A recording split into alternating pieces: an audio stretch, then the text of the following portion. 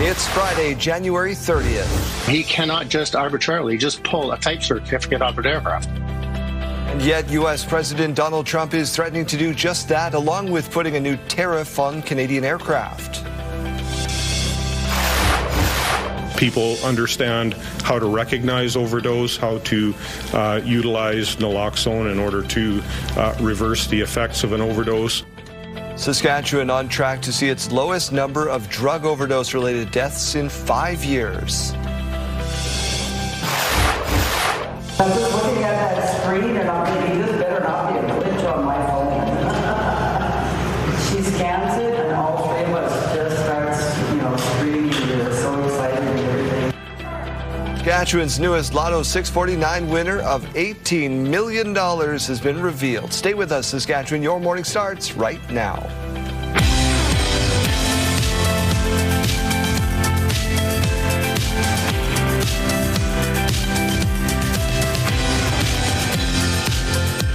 Welcome to Your Morning, Saskatchewan. I'm Daryl. And I'm Kayleen. Good morning and happy Friday. We are finally at the end of January. Yeah, finally, and that took way too long. It felt like, it felt a little extra. It is January 89th today. Yes, celebrate accordingly. Yeah. Let's get to your news update. We begin with the top story you just saw in headlines. Overdose deaths in Saskatchewan are on track to see a reduction that could see them the lowest since the height of the pandemic. Keenan Sorokon leads us off. Saskatchewan is on track to see its lowest number of drug overdose-related deaths since 2020. Data from the coroner's service shows 331 overdose deaths last year. Some may be removed as investigations continue, but if it stays the same, it will be the lowest number of deaths since numbers spiked 6 years ago. We're working very, very hard to eliminate toxic drugs and illicit drugs. There were 109 fewer deaths in 2024 compared to the previous year and 15 fewer last year, with Regina and Saskatoon accounting for a majority of them. And McBride attributes that decline to public awareness and naloxone. That public awareness of what's happening is leading to a decreasing number of deaths. The province invested heavily in take-home naloxone kits last year, with a record number of units sent across the province. In the province's two largest cities, drug overdose calls were comparable over 2023 and 2024, but 2025 was a different story, with Regina falling below 1,000 overdose calls, while Saskatoon saw more than double, with over 2,500 calls, more than 200 per month, and nearly 7 every 24 hours. It just seems like an endless supply continues to flow in. Just last month, the coroner's office reported a surge in fatal overdoses, with 28 people dead from suspected overdose compared to 18 in December 2024, as police services continue to seize more drugs. Sometimes those investigations just take time, so I don't think that the amount of charges reflects the work that's happening in the community. A drug alert issued for Saskatoon on Wednesday afternoon came just hours after a similar warning of an increased risk of drug overdose in the Punachai area, as toxic drugs remain a focus of both police services and fire departments across Saskatchewan. Keenan Sorokon, CTV News, Saskatoon. An Alberta separatist group with the government officials in the U.S., BC Premier David Eby, is calling this treason. Go to a foreign country and to ask for assistance in breaking up Canada, there's an old-fashioned word for that, and that word is treason. Representatives from Stay Free Alberta say they were in Washington on a fact-finding mission. The White House tells CTV News no support or commitments were conveyed to the group. However, U.S. Secretary-Treasurer Scott Bessent has recently called Alberta a natural partner for the U.S. Both Prime Minister Mark Carney and Alberta Premier Danielle Smith have said they expect the U.S. to respect Canadian sovereignty. Prime Minister Mark Carney says a new pipeline doesn't necessarily have to end at BC's North Coast. MOU, a bitumen pipeline to Asian markets is the way it's described, and therefore the specific routes are not outlined. Both the Prime Minister and Alberta Premier Danielle Smith are indicating they are open to alternate routes for the pipeline. The project is facing strong opposition from the BC government and coastal First Nations. The latest round of job cuts in the public service will be at the Canadian Food Inspection Agency. The CFIA will cut 587 jobs over the next 3 years. These job cuts are part of Ottawa's move to reduce the size of the public service by 28,000 positions overall. About 18,000 federal public servants have now received workforce adjustment notices. Regina Police asking for your help as part of an investigation into the city's first homicide of the year. In the early morning hours of January 19th, officers attempted to do a traffic stop near Sask Drive and Albert Street. The vehicle fled and was spotted a short time later with no occupants inside. A body was discovered in the vehicle. Police have identified the victim as 56-year-old Michael Norman Ross. Court documents show that his body was stuffed into a hockey bag before being put into the trunk of a car. The investigation also led officers to the 3700 block of Dewdney Avenue. Police asking for anyone who had contact with Ross in the weeks leading up to the event to contact them. So far, 2 people have been charged, neither of them with murder or manslaughter. Members of the Saskatoon Police Service are going overseas to research transit safety. Jeremy Dodge, good morning. Good morning, Daryl. Yeah, 2 Saskatoon police officers will travel to London, England in the next few weeks to observe how that city polices one of the world's busiest public transit systems. The trip comes as police work toward launching a transit safety unit following a rise in violent incidents on buses. A police spokesperson says the service will not disclose the total cost of the trip and training, but the chief says the trip to London won't cost much more than going to a Canadian city. You know, some people wonder, well, can't you just go to Toronto?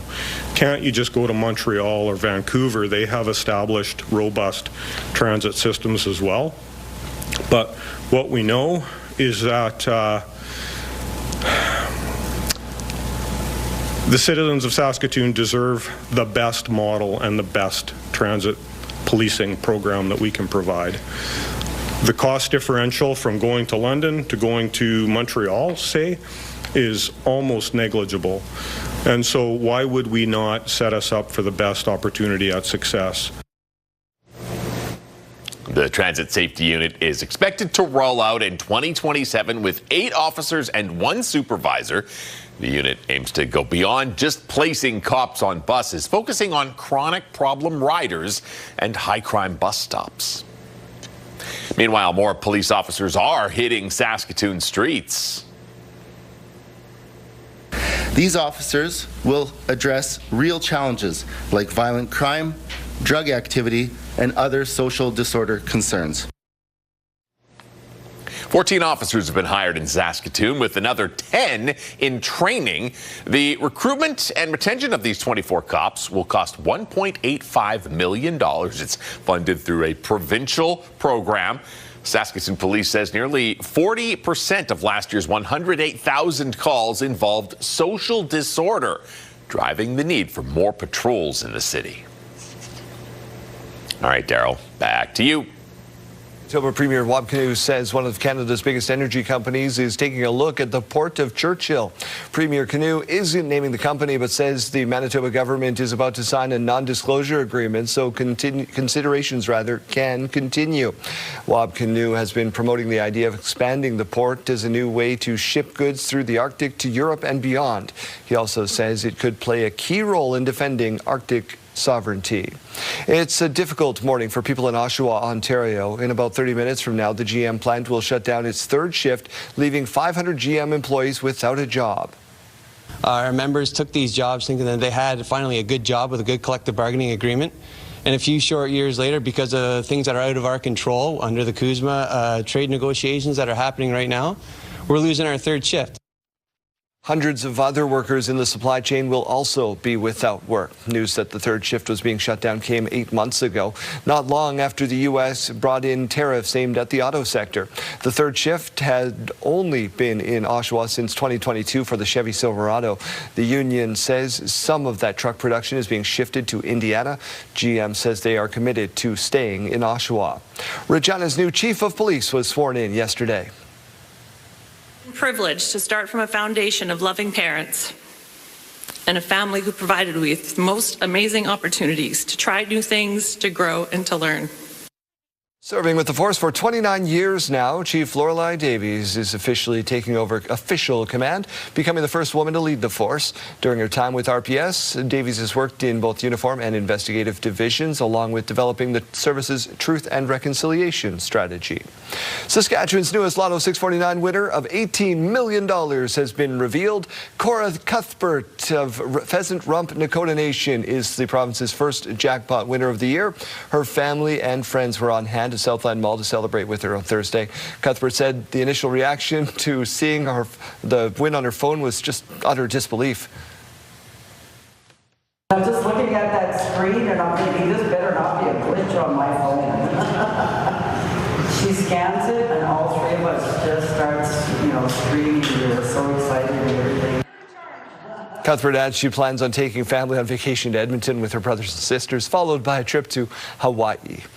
If I had to choose between the two, I'm going to Hawaii. Yeah, I would say so. Temperature's a little bit better there. Yeah, temperature is not so bad here today, but we do have a system that's going to be impacting most of the province tomorrow. So I'm going to show you how that is going to make its way through in just a moment, though. First of all, we have to talk about the fog that some areas in the south are waking up to. You're definitely going to want to drive extra careful out there this morning, especially if you're waking up with us from the Queen City here. Minus 19 to wake us up in Regina. Now, once that fog lifts, we are expecting to see some clear skies. We just have to wait for that to happen. In Saskatoon, we're not quite seeing that fog, but we are seeing some cloud cover right now, minus 11, and winds coming in at 17 kilometers per hour. We are going to be seeing those winds increasing quite a bit throughout the afternoon today. Areas around Regina going to be seeing them surpassing 40 kilometers per hour. Yorkton, similar conditions there. There's some areas lighting up in red later on in the afternoon. That is just east of Saskatoon and northeast of Regina. So just be aware of those winds today. We're also going to be seeing a little bit more sunshine in the afternoon today. We just have to wait for it because, as you can see, the morning we are going to be seeing quite a bit of that cloud. We are also seeing a system still impacting northern Saskatchewan with those flurries this morning. That is going to be clearing out for the afternoon, and we're going to be seeing some more of that sunshine later on into the afternoon as the winds are going up. You just can't have it all here, right? We're also talking about some frozen ice pellets that are going to start falling from the sky later on into the evening. You can see that right around the areas of Regina and farther south of Regina around 10:30 p.m., but it actually enters the province at about 7 p.m. today, so be aware of that from the south. Saskatoon also going to be seeing some of those frozen ice pellets overnight, and then tomorrow morning we really start to see the system gaining in size here. It's going to be bringing with it some rain. That's the green color you're seeing on the screen. All the purple is the flurries, and then the pink is the mix between the two. So tomorrow, roads are going to be wet. If you're traveling tomorrow, just be aware of that. We also see it by the afternoon starting to curve around the major cities. So Saskatoon and Regina, we're not going to be seeing it all throughout the day tomorrow. It's mainly going to be falling overnight tonight into the morning hours tomorrow. And then some areas around Prince Albert could be seeing them farther on into the evening hours. Today's forecast with the temperatures, though, not looking so bad as well. So with that wind, minus 2 for Swift Current, minus 6 for Moose Jaw, minus 10 for Regina. So right around that seasonal average. Saskatoon, though, warmer than that seasonal average of minus 8. So today's high is actually minus 5. Minus 12 for Estevan today with that mix of sun and cloud, and minus 15 for Yorkton. Again, a mix of sun and cloud.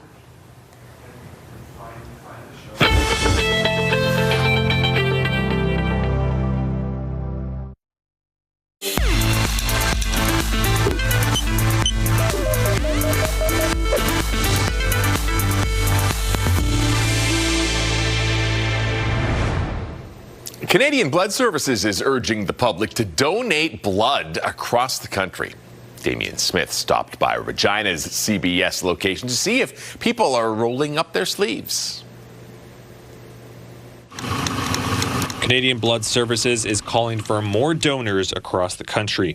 From January 21st to the 27th, the prairies in eastern Canada had 16 donation events and over 1,500 units canceled because of harsh weather, meaning there's less blood for those who need it. Somebody who's undergoing cancer treatments or leukemia or who's been in a tragic accident or a life-changing emergency, often is the case that what they are going through is not voluntary. On Thursday, Regina's location was quieter than usual, but donors like Sarah Dunn were there to put in their time. They're very kind about it. They're not just like jab you and try and hurt you. It's very quick and easy, and like my bleed time was less than 5 minutes today. The blood pump typically takes a total of 8 minutes, and donors are usually in and out of the door in less than an hour. Once I did it, it was actually awesome. I felt really good. It's a really good thing to do. I have O positive blood, so it's pretty universal, which is awesome. Carlo Palazzo, who has an appointment scheduled next week, has donated blood 57 times since 2008. He first donated when he worked for the CBS. I never donated blood before, and of course that question came up during the interview, and I did say, honestly, I'm like, if I do get this position, I will start donating blood. In the past 3 years, he's also made a family event rounding up his siblings for the cause. Really got to see the importance and the stories that I became aware of. It really put in the focus on how important donating blood is, and I took it to heart. By 2030, CBS is calling for 1 million new donors, and demand for products derived from plasma are anticipated to rise by 50%. An hour can make a life-saving difference to a patient in need. And again, for somebody who's undergoing these things, their course of treatment is not voluntary. Damian Smith, CTV News, Regina. Health Report, brought to you in part by SEIU West, Saskatchewan's first healthcare union. All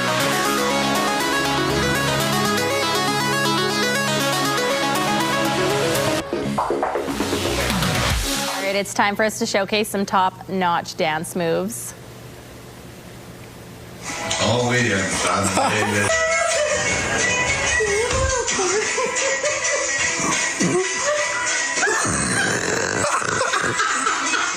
Oh my. Started out with some shoulder moves, but then of course this grandpa couldn't contain himself, started dancing in the living room for the whole family. His hips don't lie, what can he say? Oh boy, look at him go. Sometimes you just feel the music. You can't be helped. That's true. I know that grandchild is from a certain generation because the caption is Persian Riz 101. Yeah. Riz. The person making that video is not 35. Yeah. Question of the day is where we go next. Yeah, so today is actually National Have Fun at Work Day. Woohoo! Who knew? Celebrate. So we're asking you, how do you have fun at work? I know sometimes it's hard to find some fun in workplaces. Not here, not in our workplace. How do we not have fun? Yeah. No. The other day, the boss walked into the office and we did that Jennifer Hudson show clap line Yeah. thing. We were singing his name, and he didn't know what to do. He kind of like, do I dance? I'm late for this meeting. yeah. It's awesome. He walked right through and said, I have work to do. So we want to know from you, how do you have fun at work? Let us know. All you got to do is text that number 10400 or scan the QR code on your screen. We'll take a look at the city of Regina as we go into this brief commercial break. We're back with more headlines after this.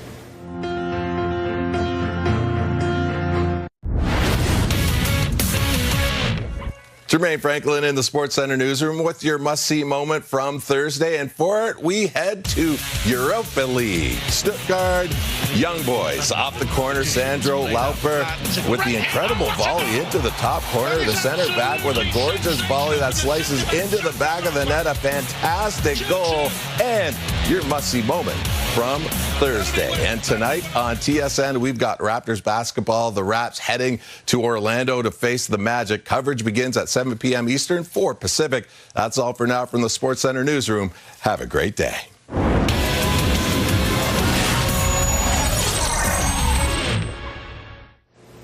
Oh, with the dead of winter just behind us, it's time to start thinking of warmer times. And what better way than with an RV? Mike Siona at Prairieland Park today getting a sneak peek of the Sask RV show. Mike. I'll tell you what, it is wall-to-wall excitement down here. I'm with Cam Eddles at the Sask RV show.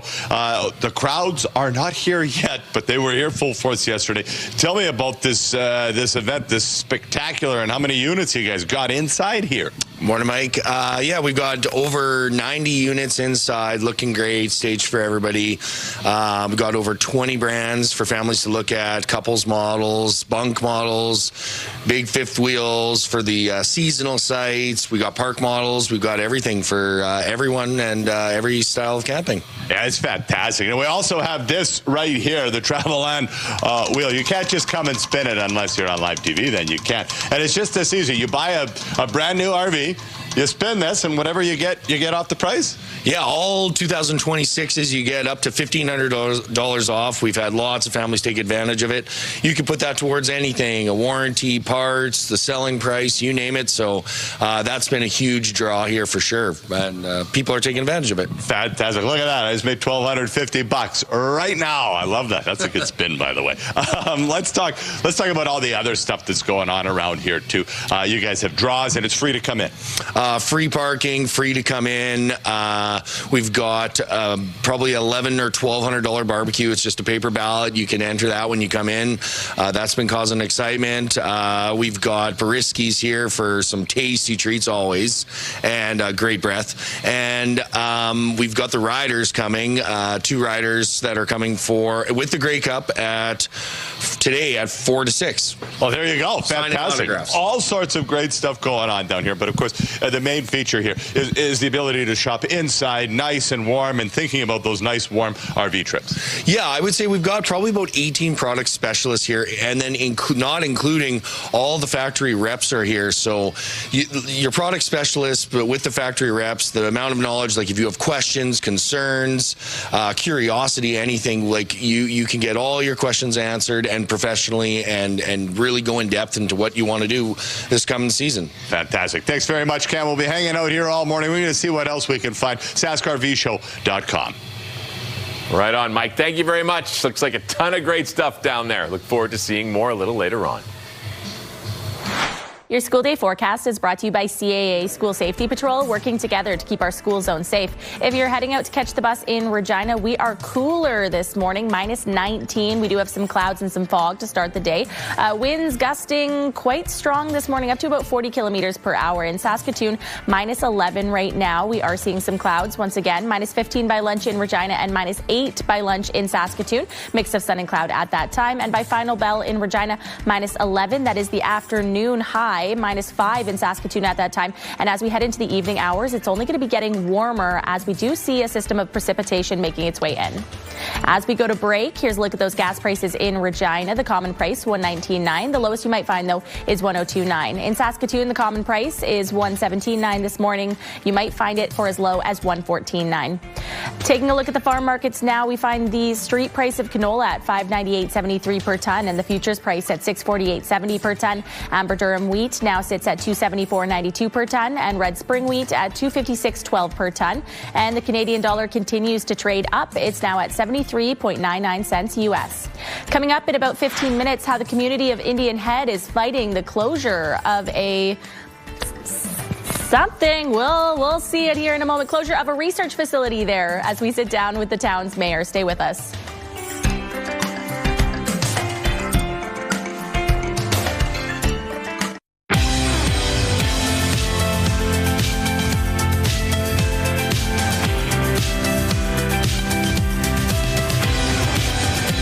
After 6:30 on your morning, fresh off one of the worst wildfire seasons in Canadian history, preparations to battle the next one are already underway. Stacey Hine reports.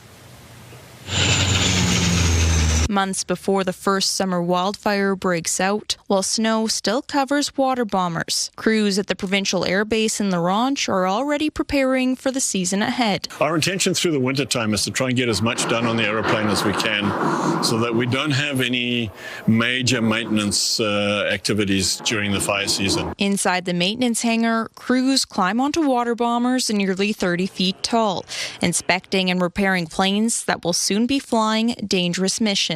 Airlines, they're lucky. Their critical phase of flight is a takeoff and landing. For us, we're forever in the critical phase because we're flying low and fast to the ground.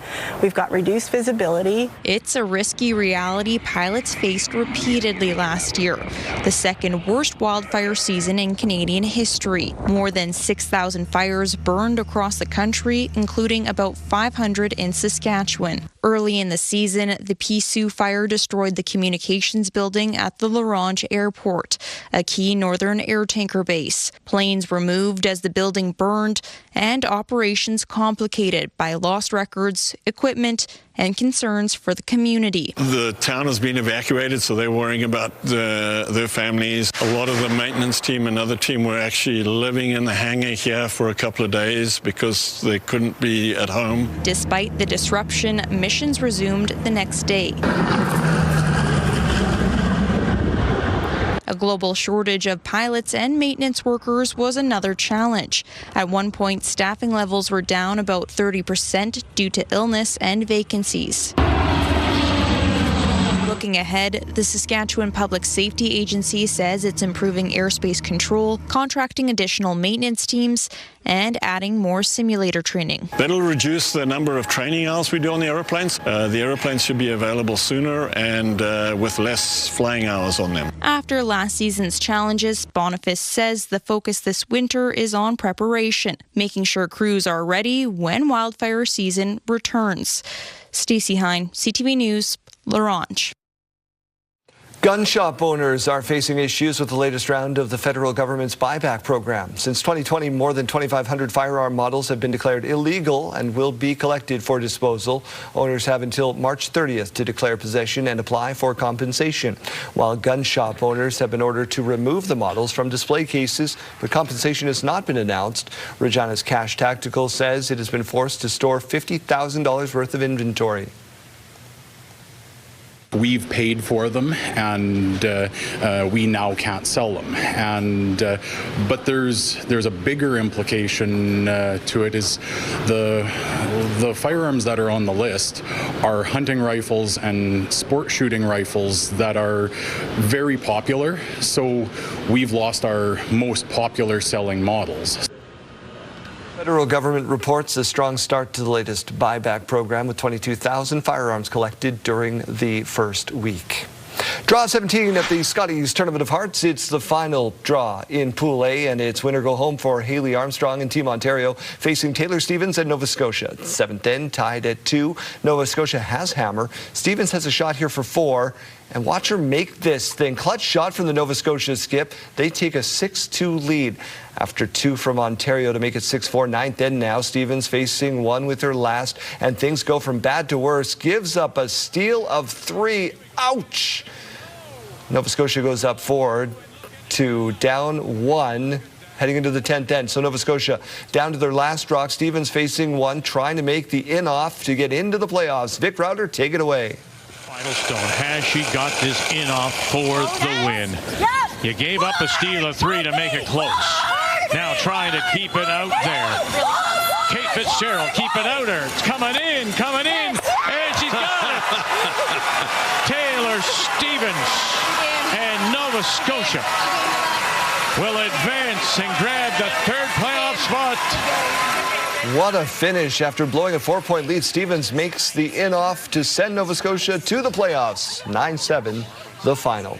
Let's turn our attention to the weather picture. Kayleen Sawatsky, good morning. Good morning. Well, we are seeing some visibility issues out there this morning, especially if you're waking up with us in the Queen City. We're seeing some fog this morning. We also do have reports of seeing some mixed precipitation, very light this morning in the area, but still you're going to want to make sure that you're being safe out on that commute this morning. Winds also increased right now in Regina. They're at 31 kilometers per hour. In Saskatoon, not quite as strong, and that trend is going to continue on into the afternoon of seeing stronger winds in Regina than what we're seeing in Saskatoon today. Minus 11 is where we're waking up in Saskatoon with some clouds right now. Now taking a look at the futurecast, we are still seeing that system impacting us way up north. That carried over from yesterday, bringing some flurries into the afternoon today. We do see up north clearing up from the precipitation, just still seeing that heavy amounts of cloud cover up there. We're going to be seeing some pockets of sunshine in some places this afternoon, and then into the evening hours, the clouds will be once again increasing, the winds also increasing, and then we're going to be seeing seeing that mixed precipitation starting. Saskatoon and Regina could both be seeing some ice pellets into the evening hours tonight. And then the rain is primarily going to be falling down in the south. In the north, of course, seeing some more of those flurries. And then right in the middle around Saskatoon and Prince Albert, seeing that mixed precipitation. So we know the saying, April showers bring May flowers. Well, January showers are going to be making for some very slippery roads this weekend. You're going to want to take it safe. Now, Saturday afternoon, though, we see it kind of curving around Saskatoon and Regina. Yorkton still seeing some of those flurries. Estevan still seeing some of those flurries in areas around Prince Albert as well. And then finally, we'll start to see the things improving. The system gets a lot smaller. It mainly goes into Manitoba. Still seeing some flurries in areas around the Parkland region, though. Today's forecast, though, with the temperatures looking a lot nicer than what we have been seeing. -2 for Swift Current with those winds increasing. Moose Jaw -6. Saskatoon -5. That is above the seasonal average of about -8. In Regina, though, the seasonal average is about -9. And today we are peaking around -10. Into the evening hours, though, we're actually going to be seeing temperatures getting warmer. Now, let's talk about tomorrow, because we talked about the precipitation on the way, but we haven't talked about the temperatures. It is going to be warm, 1 degree tomorrow in Regina, -5 on Sunday, -5 in Regina on Monday with some more flurries on the way. Those flurries are actually going to be starting very late in the night on Sunday. -1 on Tuesday, mix of sun and cloud, 1 degree on Wednesday, and some more snow on the way for Thursday with 3 degrees. In Saskatoon, 0 degrees tomorrow with those flurries, -5 on Sunday. Again, expecting to see a few flurries, but starting late into the evening. Monday, -5 with that cloud cover, and -2 on Tuesday, still seeing that heavy amount of cloud.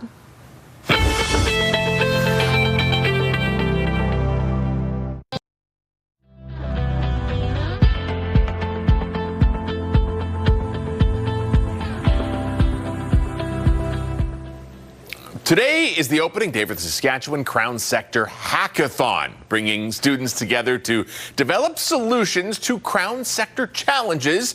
And Janelle Lippi is at the University of Regina this morning. Janelle, fill us in. What's a hackathon? All right, well, let's get into it. We are back at my old stomping grounds here at the University of Regina, and we are kicking off the morning with Tim. Now, Tim, give us a little bit of an overview on what Sask Hack is all about. Yeah, thanks. So this is the first event of its kind where the institutions in Saskatchewan, the University of Regina, University of Saskatchewan, and Saskatchewan Polytechnic are working with our partners in the Crown corporations to develop solutions to problems facing Saskatchewan. Amazing. And what are some of those unique features that this is bringing? Well, it's a great opportunity for our students to get some real-world experience working with the Crown corporations. In addition to some nice cash prizes, the winners of the event will get the opportunity for some career counseling and mock interviews with the Crowns that we hope will lead to either some summer jobs or future careers. And on that same note, let's dive into a little bit of these career-focused supports that Sask Hack is really all about. Yeah, so the challenge for today will be announced later today, and the competitors will have around 20 hours to develop a solution to a problem. And in doing so, they'll get some opportunities to interact with executives in the Crown corporations, learn about the kinds of challenges that are facing them in their everyday, and see how their educations can potentially lead to future careers to help them once they finish at our schools.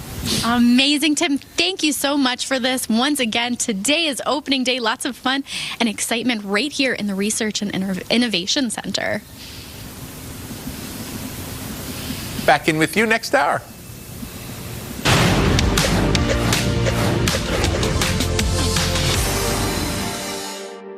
Bombardier is responding to President Trump's threat to revoke certification for all aircraft manufactured in Canada, including Bombardier's Global Express business jet. And he also warned of a 50% tariff on Canadian aircraft until U.S.-made Gulfstream jets are certified in Canada. Now, Bombardier's response reads in part, Bombardier is an international company that employs more than 3,000 people in the U.S. across 9 major facilities and creates thousands of jobs through U.S. suppliers. We hope this is quickly resolved to avoid a significant impact to air traffic and the flying public. Ontario's Minister of Agriculture met with Dubai Chambers on January 30th to discuss enhancing bilateral cooperation in food technology, agriculture, and import-export trade. Dubai Global Chamber opened a representative office in Toronto last year to support companies in both Dubai and Canada and promote Dubai's competitive advantage. Now, Canadian movie star Ryan Reynolds, his Welsh soccer team, Wrexham AFC, has been caught up in the collapse of the UK currency brokerage Argentex. The club had placed $8.5 million with the London firm, but it collapsed into a form of insolvency in July as a result of soured foreign exchange trades, according to documents filed in the UK. Those are your morning business headlines. For BNN Bloomberg, I'm Roger Peterson. Saskatoon is looking across the Atlantic for ideas on transit safety. 2 members of the police service are heading overseas to study how London polices one of the world's busiest transit systems. Laura Woodward reports. We're talking London, Ontario? No. London, England. Okay. Talking London, England. London, England, home to one of the world's busiest public transit systems. 2 Saskatoon police officers will travel here in the coming weeks to study how transit is policed. They have established protocols, policies, procedures, and they have a very similar foundation to what we are seeking to achieve. The trip comes as Saskatoon police work towards launching a dedicated transit safety unit, following a rise in violent incidents on buses and at terminals. Police have budgeted $600,000 for transit safety in 2026, rising to $1 million the following year. A police spokesperson says the service will not disclose the total cost of the trip and training. But the chief says traveling to London won't cost much more than going to a Canadian city. Some people wonder, well, can't you just go to Toronto? Can't you just go to Montreal or Vancouver? They have established robust transit systems as well. But what we know is that the citizens of Saskatoon deserve the best model and the best transit policing program that we can provide. The cost differential from going to London to going to Montreal, say, is almost negligible. And so why would we not set us up for the best opportunity at success? The transit safety unit is expected to roll out in 2027 with 8 officers and 1 supervisor. The police chief says the unit will go beyond just putting cops on buses and instead focus on high crime routes and individuals that repeatedly cause problems on board. Laura Woodward, CTV News, Saskatoon.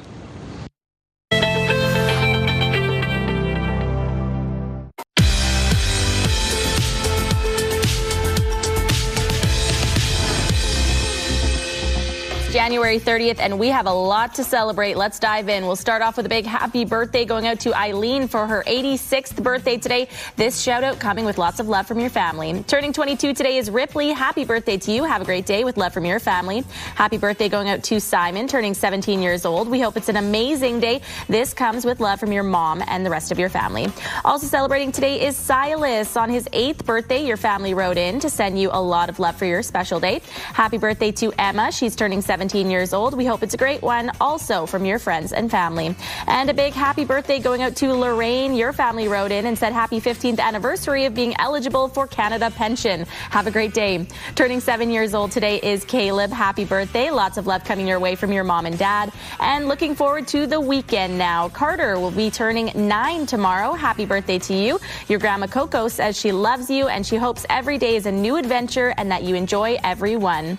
Happy birthday to Gaetan. He's celebrating tomorrow. We hope it's the best one yet with lots of love from your mom and Mervyn. Happy 7th birthday to Emery. She's marking her special day this weekend. Have a great one. Lots of love from your papa and grandma. And Blair turning 14 years old this weekend. Happy birthday to you from your mom, dad, Hudson, Bowie, Wynn, and Mads.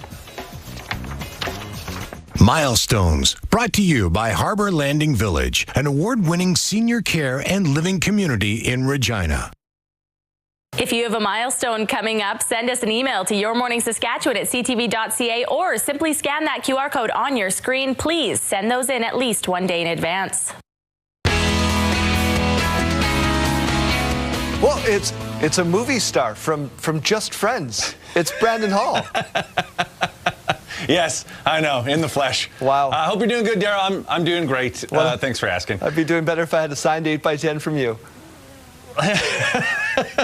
Hey, so today is the last chance to slide in to be our Peer Access Pass winner, which means free concerts for the entire year. Anything that we sponsor come through Regina, Moose Jaw, Saskatoon, Craven, that could be you. So listen for your name at 10 after 7 this morning, and then later on this afternoon after 5 o'clock, your last chance to hear your name. When you hear your name on the radio, call us. You'll have 9 minutes, 27 seconds to call us back. You're in to win on Monday morning.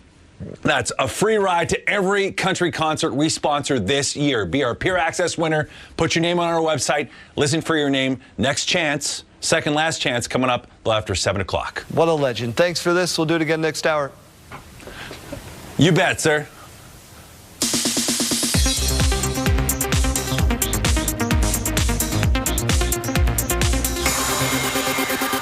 Important to pick up immediately where we left off. And Noah Centineo is going back to the beginning. The recruit star is set for the title role in John Rambo, an origin story for the character famously played by Sylvester Stallone. Production on John Rambo has begun in Bangkok, Thailand. I feel like today everything has to grab you so quickly. Phil Dunster has grabbed onto a role in How to Train Your Dragon 2. The Ted Lasso and Surface actor has been cast as Eret, the self-proclaimed finest dragon trapper alive. Mason Thames returns as Hiccup in the live-action sequel, which is due in theaters in June of 2027. I'd like to walk you through for a few minutes my life and how I got here today. Emmy and Tony winner Mandy Patinkin has had quite a life, and now he's set to play a role that's been around even longer. Patinkin has been cast as Odin, the All-Father, in God of War. The Prime Video series, based on the popular video game, is now in pre-production in Vancouver. In Hollywood, I'm David Daniel.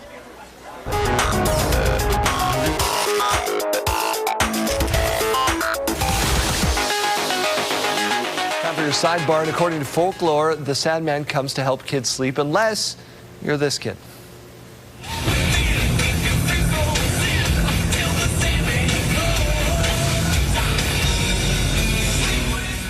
Enter Sandman gets him going, fires him right up. 2-year-old Arlie loves Metallica's Enter Sandman, has the moves to prove it. These parents are cool people, I can tell. Yeah, absolutely. My kid is addicted to Levitating by Dua Lipa. Oh, that's a good one too, though. Great song, but yeah. It's starting to wear it out. It's starting to wear it out just a little. Just a little. I don't know if you can play Dua Lipa too much. That's fair. That's fair. Dodger, what do you got for us? Okay, we're going to go from that dancing baby to a grumpy kid. Seriously?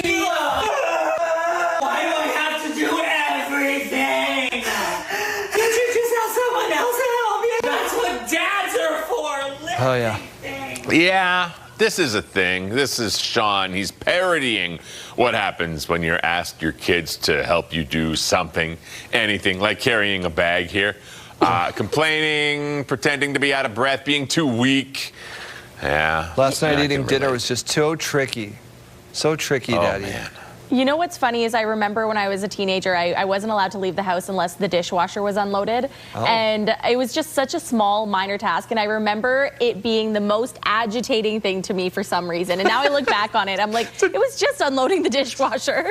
60 seconds of work. Oh, my goodness. Time out. We got your news headlines and your forecast coming up in just a moment.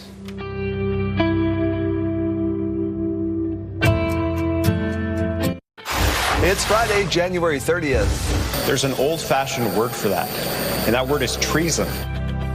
BC Premier David Eby not mincing words as he reacts to a meeting between Alberta separatists and U.S. officials in Washington. In the last number of weeks, we've had to cancel 16 donation events. Canadian Blood Services calling for donors and plasma donors across the country.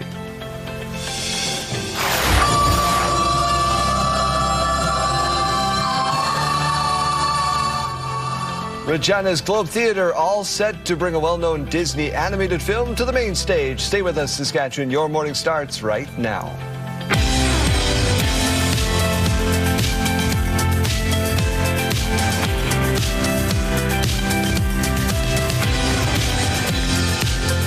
Welcome to your morning, Saskatchewan. I'm Daryl. And I'm Kayleen. Good morning. Thanks for starting your Friday with us. That seems like something we should take our kids to. Oh, mine would not sit still. Maybe yours would, but Sadie would be just everywhere. In the show. Yeah, she'd be on the stage being like, I go down there now. Olaf wants warm hugs. I'm going to give Olaf warm. Yeah. And she does not have any stranger danger at all. So he'd be like, do you want a hug? And Sadie would be like, yep, that's for me. Please tell me which performance you go to. I have to be at that one. Let's get to your news for this part of the hour. Saskatchewan on track to see the lowest number of overdose deaths in 5 years. The data from the coroner's service shows 331 overdose deaths last year. Some may be removed as investigations continue, but if it stays the same, it will be the lowest number of deaths due to drug overdose since 2020. There were 109 fewer deaths in 2024 and 15 fewer in 2025, with Regina and Saskatoon accounting for the vast majority of suspected and confirmed deaths.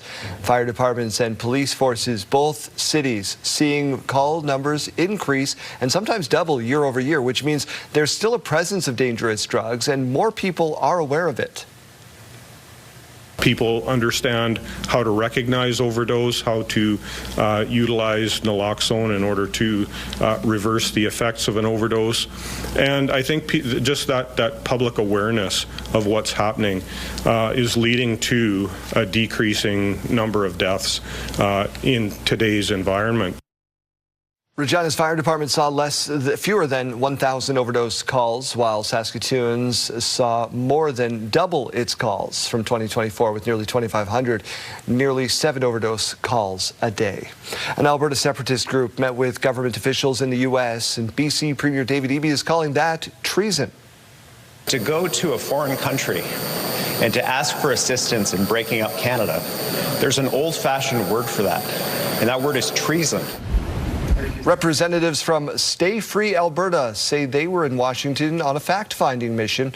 The White House tells CTV News no support or commitments were conveyed to the group. However, U.S. Secretary of Treasury Scott Bessent has recently called Alberta a natural partner for the U.S.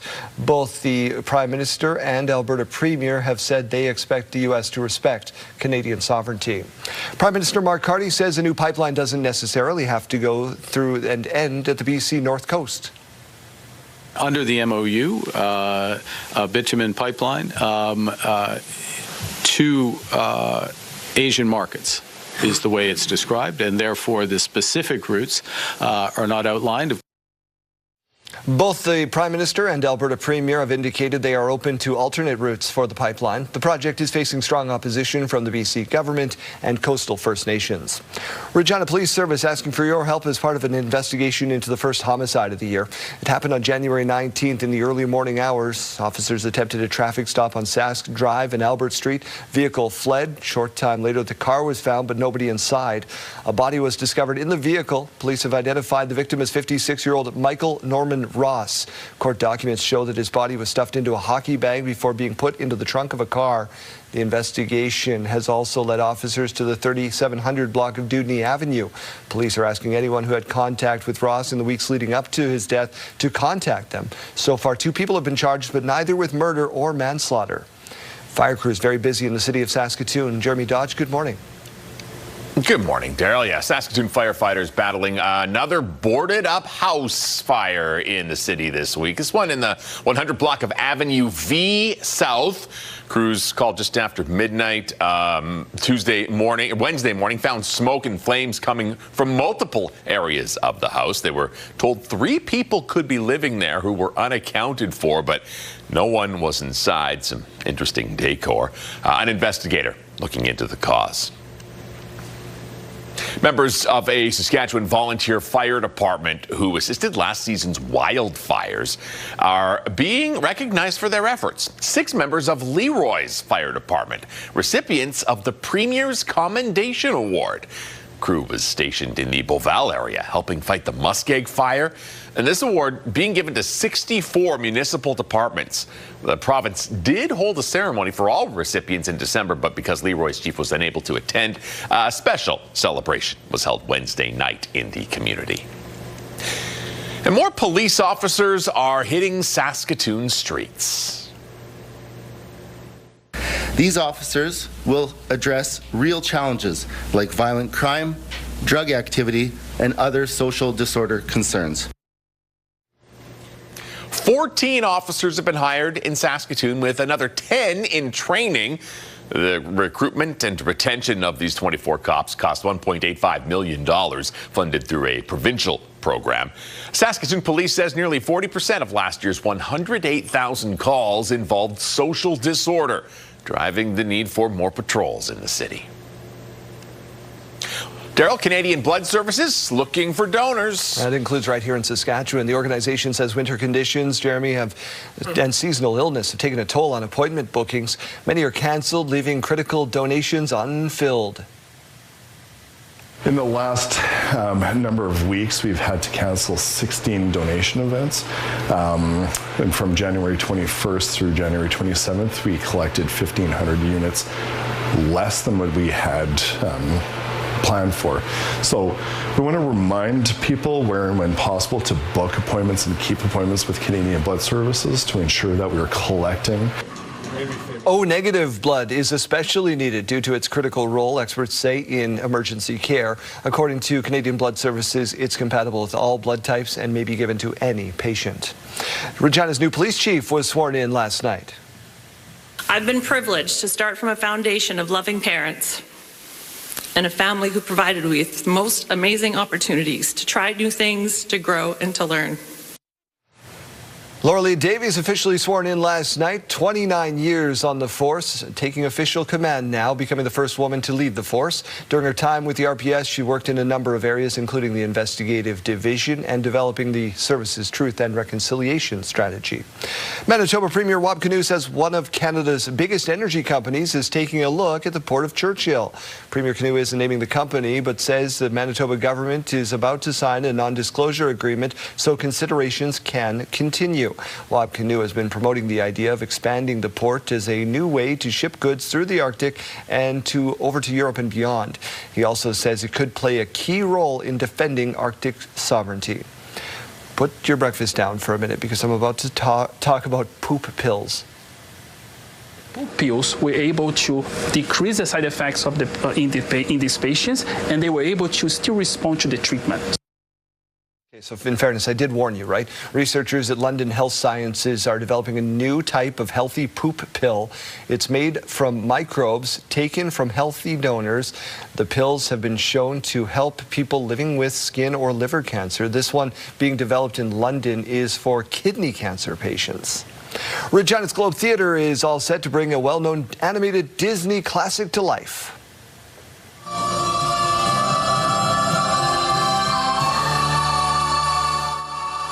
Cast of 16 actors bringing the beloved story of Frozen to the Globe main stage. Months of planning and rehearsals have culminated in an opening night happening tonight. They're all very excited.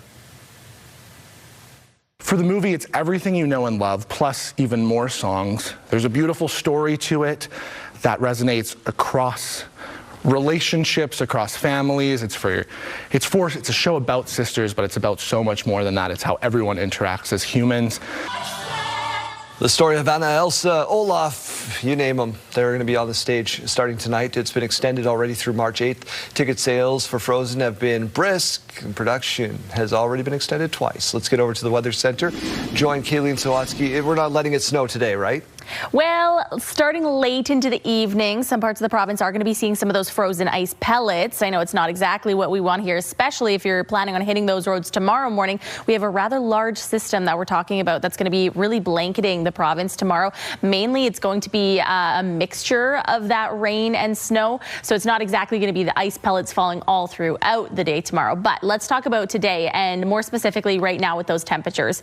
We're seeing them a little bit warmer than what we saw yesterday in a lot of places, especially up north. -12 for Stony Rapids right now and La Ronge, -13 in Prince Albert, -17 in Melfort, and -10 in Spirit Woods. So a lot of these places that in the past few days we've been seeing those -30 temperatures have been getting a bit of a break this morning. Down towards the south, we're seeing some places a little bit cooler, surprisingly. East End right now at -10, -10 in Assiniboia, -19 in Regina, -19 in Estevan, and -22 in Yorkton. Again, Yorkton seeing some of those cooler temperatures temperatures today. Now let's take a look at later on what you can expect. So -2 for swift current. You see that windy icon there, and that's not exclusive just to swift current. We are going to be seeing winds gusting surpassing 40 kilometers per hour today. So be prepared for that. -6 for Moose Jaw this afternoon, -11 in Weyburn, -12 in Estevan, and -15 this afternoon for Yorkton. Now let's take a look at that system and how it's going to make its way through. So you can see the last remaining part of that system from yesterday and overnight falling this morning way up north. That's going to be exiting the province into the afternoon hours. We're just going to be seeing a mix of sun and cloud for most of the afternoon today. And then later on into the evening, we start to see the colors popping up on the screen. So you can see right around Regina there, some blue, some purples rather, and some of those pink colors. The green making its way in from Alberta, bringing that rain, seeing some more snow up north, and that pink color indicating the wintry mix in areas around Saskatoon. Now, tomorrow afternoon, we start to see it begin to curve around Saskatoon and Regina. So it's not necessarily going to be all day long for the major cities, but areas around Prince Albert and Yorkton, areas around Estevan as well, could be seeing some more of those flurries later on. Let's talk about the totals for this precipitation. So by 6 p.m. on Saturday, we're expecting Regina to have seen about 4 millimeters of rain. Moose Jaw about 4 millimeters as well, about 6 millimeters for Estevan, and about 4 millimeters for Yorkton. Snow-wise, we're talking only about 1 centimeter of snow for Prince Albert, about 4 centimeters though for Yorkton, 1 centimeter for Regina, and about 1 centimeter for Estevan.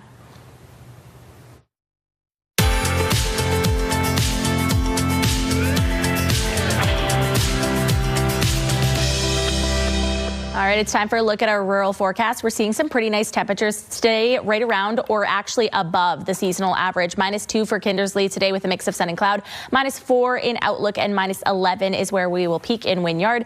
Down towards the south, we are going to be seeing some fog into the afternoon hours down in that southwest corner. Easton Cypress peaking at -2 this afternoon, -10 in Pilot Butte, and -16 in Carlisle. So still seeing some cooler temperatures towards eastern Saskatchewan. Let's take a look at Raymore, where internet plans up to 1 gig are available from SaskTel. We will be seeing that high of -11 this afternoon, getting a little warmer into the evening hours. Mainly sunny this afternoon, and winds, though, going to be increased up to about 50 kilometers per hour. All right, let's head back out now to Mike Siona at the Sask RV Show. And Mike, it might be easier for you to list what's not at this show, right? Yeah, I think you're right. There are so many different brands and different RVs to look at here that the list might be shorter to say what's not here. I'm joined by Tamara Renner of Travellands Maynards RVs here inside this awesome Sask RV show. Talk to me about some of the brands that are here. Good morning, Mike. Thanks for having us again.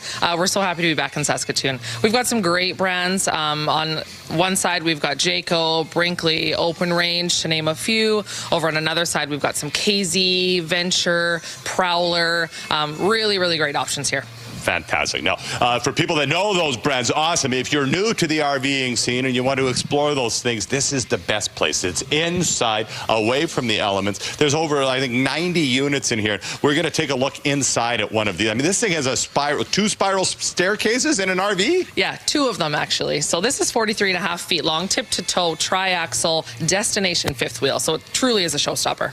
It is incredible. And we're seeing, I mean, high-end finishings. This has a loft in it, a bedroom, but it's not just that high-end, you know, showstopper thing. You guys have stuff at every price point? Yeah, actually 2 lofts in this unit. Of course. Yeah. But yeah, we've got some great price points. Under 25 grand if you guys are interested in that budget, all the way up to a little bit higher than that. Yeah, a little bit higher. Yeah, we've got truck campers, we've got diesel pushers, we've got a little bit of everything here.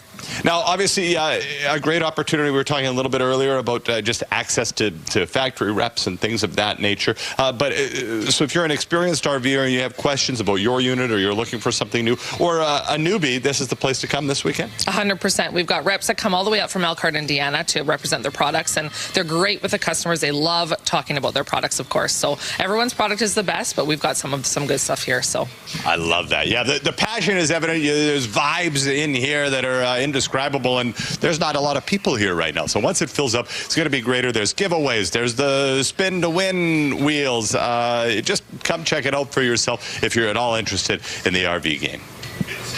All right, Mike, thank you very much. It's a good thing we have one more hit still to come after 8 o'clock.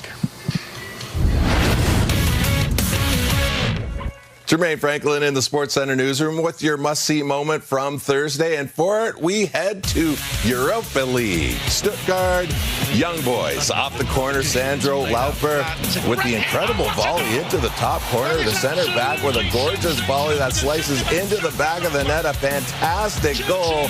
And your must-see moment from Thursday. And tonight on TSN, we've got Raptors basketball. The Raps heading to Orlando to face the Magic. Coverage begins at 7 p.m. Eastern, 4 Pacific. That's all for now from the Sports Center newsroom. Have a great day.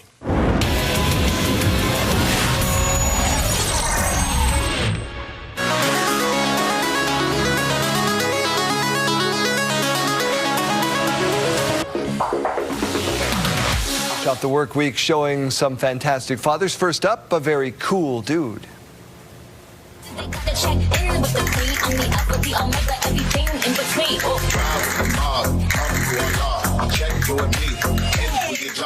Look at him go. All right. Woo. Dad, daughter, knows what's up. Playing the castanets. Gone viral, almost 6 million views for this. Wow. Not only was he her teacher, he also invented the style of playing. Oh, okay. All right. So that is a cool dad. I guess. Respect where it's due, yeah. If you're into the castanet, this guy is top notch. Yeah, all right. All right, question of the day. We're asking you today, how do you have fun at work? Because today is National Have Fun at Work Day. It's a feel-good Friday, right? Yeah, well, we like to celebrate Good Time Friday here in the Regina office. Taylor's saying, I just make jokes with my coworkers. Tell us some of those jokes, Taylor. Yeah, send them over. No. A really cool idea from Heather. She said every 2 weeks we have what we call Cheers with Peers. 4 o'clock, we shut it all down. We get together for a cheers. It's a great way to get an opportunity to see my coworkers from other departments. Oh, that's I nice. really like that one. Okay. Yeah. Yeah. Sheldon saying, I'm a volunteer. With our residents, we play bingo and 3 spots. I'm still waiting to meet the late night anchor. I'm asleep before they're even here. Well, I mean, we usually leave the office at noon, right? Yeah. So we can have Cheers with Peers at noon. That's right. I'm sure they're very nice people. Well, we want to hear from you, though. Text your name and your answer to 10400. Standard message rates may apply, of course, or you can scan that QR code on your screen. We'll hopefully be sharing some more answers in about 1 hour.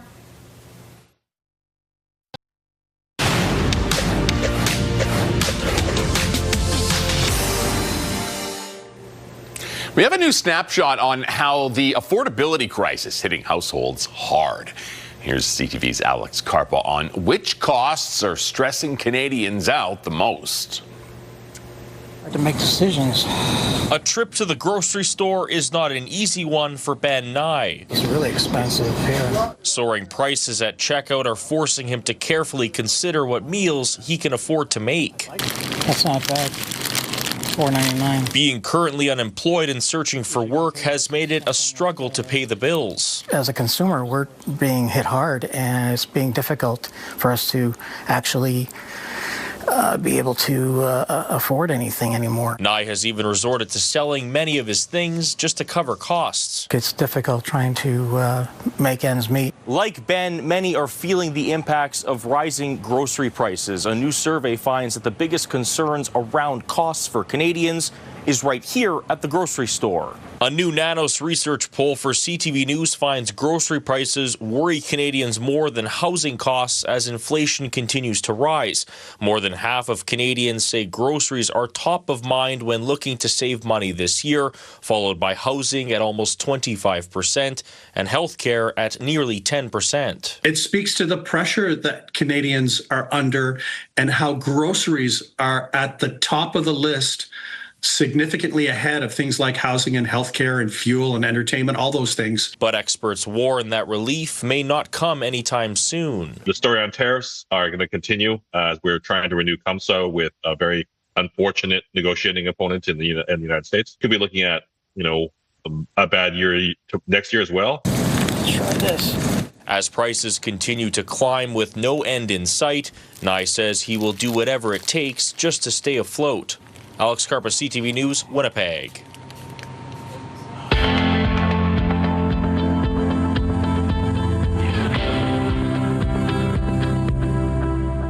Time for your morning mystery. You can play along at home. We've got 3 clues for you. Today it is a person, we are told. This person is a legendary British musician, so that's a shorter list. All I right. hope. Before his music career, he had minor stardom as a child actor, extra in the first Beatles film, A Hard Day's Night, when he was just 13. Ooh. Joined Genesis in 1970 as the drummer, became the lead vocalist in 1975 after Peter Gabriel's departure. Okay, I want you to think your daughter's favorite song a little while back. My daughter's favorite song. Yeah. Okay, wait. Okay. Remember the one she wouldn't go to sleep? No, yes, I know what my daughter's favorite song was. She wouldn't go to sleep? Yeah, right? It was by Phil Collins. Phil Collins? That's the answer, Phil Collins? It is Phil Collins. That's There you go. okay. I'm glad I didn't steer you wrong. That would be really bad. It is his birthday today. He is 75 years young. He looks like the office IT guy, and then he just sits down and hammers out some drums.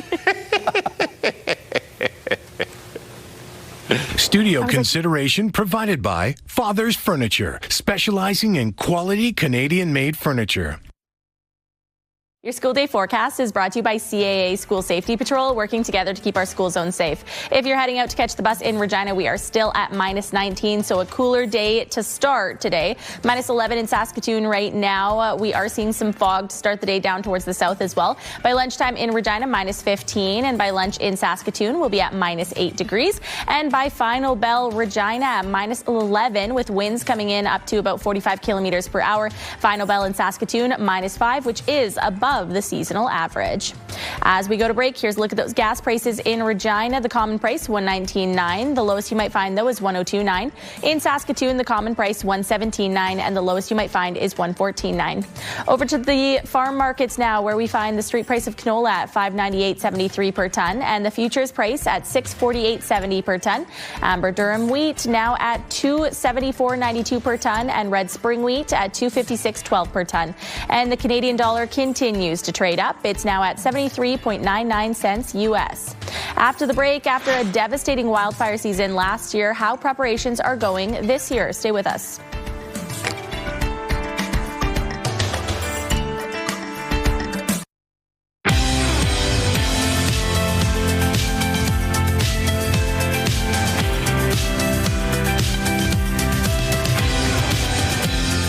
.30 on your Friday. Welcome to your morning, Saskatchewan. We begin with wildfire season. Of course, it's still very far away, months away, but the work to fight it has already begun.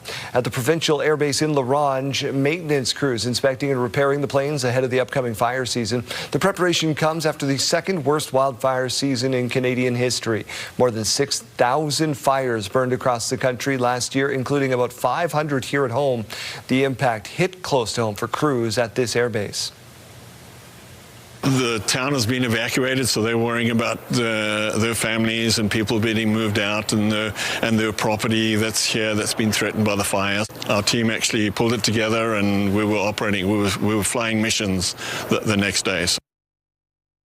Ahead, the SPSA says it's improving airspace control, adding more simulator training to improve efficiency, and contracting additional maintenance teams as well.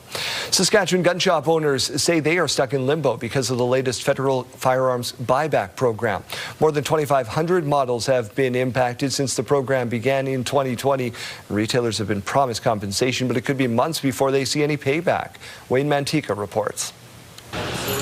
At Regina Cash Tactical, $50,000 in inventory has been pulled off the shelves because of the latest federal buyback program. Any of the guns that did make the list had to be pulled off of our shelves right away. They're sitting in the back. We've paid for them, and we now can't sell them. Gun owners have until March 31st to declare their intention to turn in banned guns and receive compensation. There are limits, and it's first come, first served. A program for retailers could come by fall. There is a lot of uncertainty. They have also capped the compensation at $11 million, and there is far more than $11 million in inventory across the country. So they are trying to throw a little bit there to pretend like they're giving compensation, but realistically it's going to be confiscation without compensation. Saskatchewan and Alberta have said that the provinces won't enforce or participate in the program. That places compensation from Ottawa in question and could result in financial losses for owners participating in the firearms buyback program. Wayne Mantika, CTV News, Regina. 27-year-old woman has been charged in connection to a domestic assault police say involved a blowtorch. Officers were called to Maxwell Crescent in Saskatoon in the Massey Place neighborhood at about 9:30 Wednesday morning. They were told a woman in the suite in an apartment was armed with knives and a blowtorch and threatening another occupant. The suspect escaped through a window, but police found her a few blocks away on Matheson Drive where they tasered her. The 27-year-old is facing charges of assault with a weapon and making death threats. No one injured in this incident. Saskatoon Light and Power customers will see a bump in their bills in the upcoming weeks. The city says it will match the rate increases being imposed by Sask Power. As of February 1st, Saskatoon Light and Power is implementing a 3.9% electrical rate increase with another 3.9% increase in February of 2027. It is because the city buys its power from Sask Power, which cites increased capital investments, operating maintenance, fuel, and administrative expenses for the hike. Conservative leader Pierre Poilievre is set to face a make-it-or-break-it test today, a leadership review at the party's annual convention in Calgary. The convention kicked off Thursday with several Conservative MPs praising Poilievre and his vision for the party. I'm confident that Pierre, as our leader, we will come out this weekend even stronger, even more united, showing Canadians that we're ready to govern and we are ready to restore the promise of Canada. It is time for hope. It is time for change. And it starts this weekend by standing with Pierre and uniting for Canada.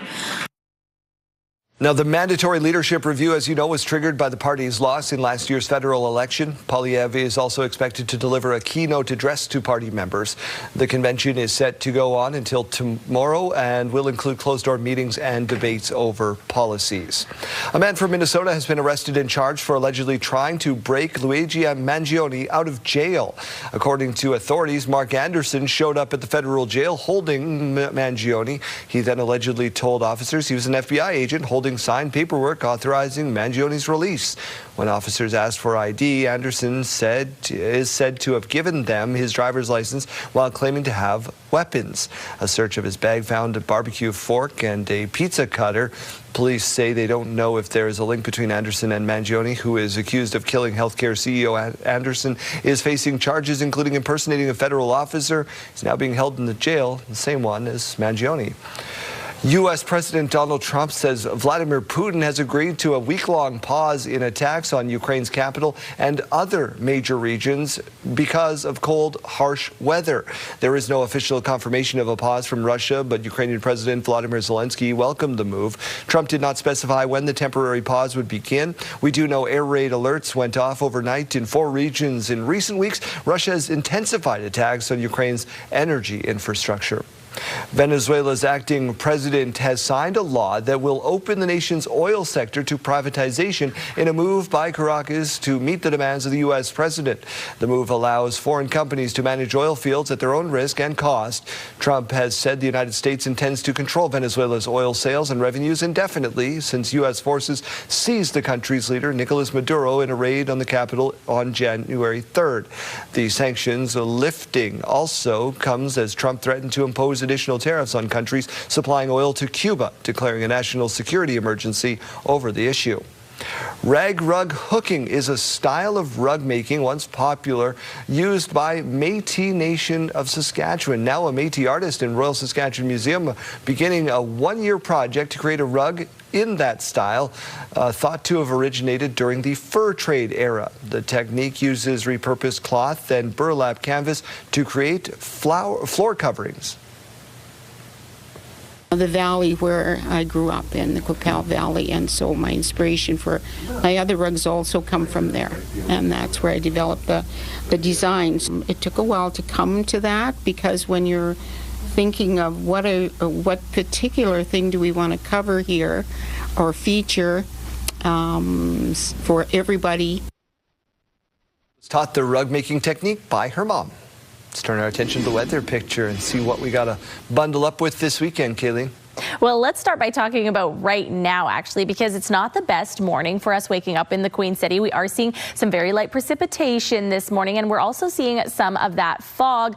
You're definitely going to want to be careful if you're heading out the door. We're also at minus 19, which is a few degrees cooler than what we've been getting used to in the past couple days with the temperatures. Winds also stronger right now, coming in at 37 kilometers per hour. So not the best start to the day. Later on in the afternoon, we are going to be talking about a few improvements. Minus 11 waking us up in Saskatoon. We are waking up to a lot of cloud cover and winds coming in right now at 20 kilometers per hour.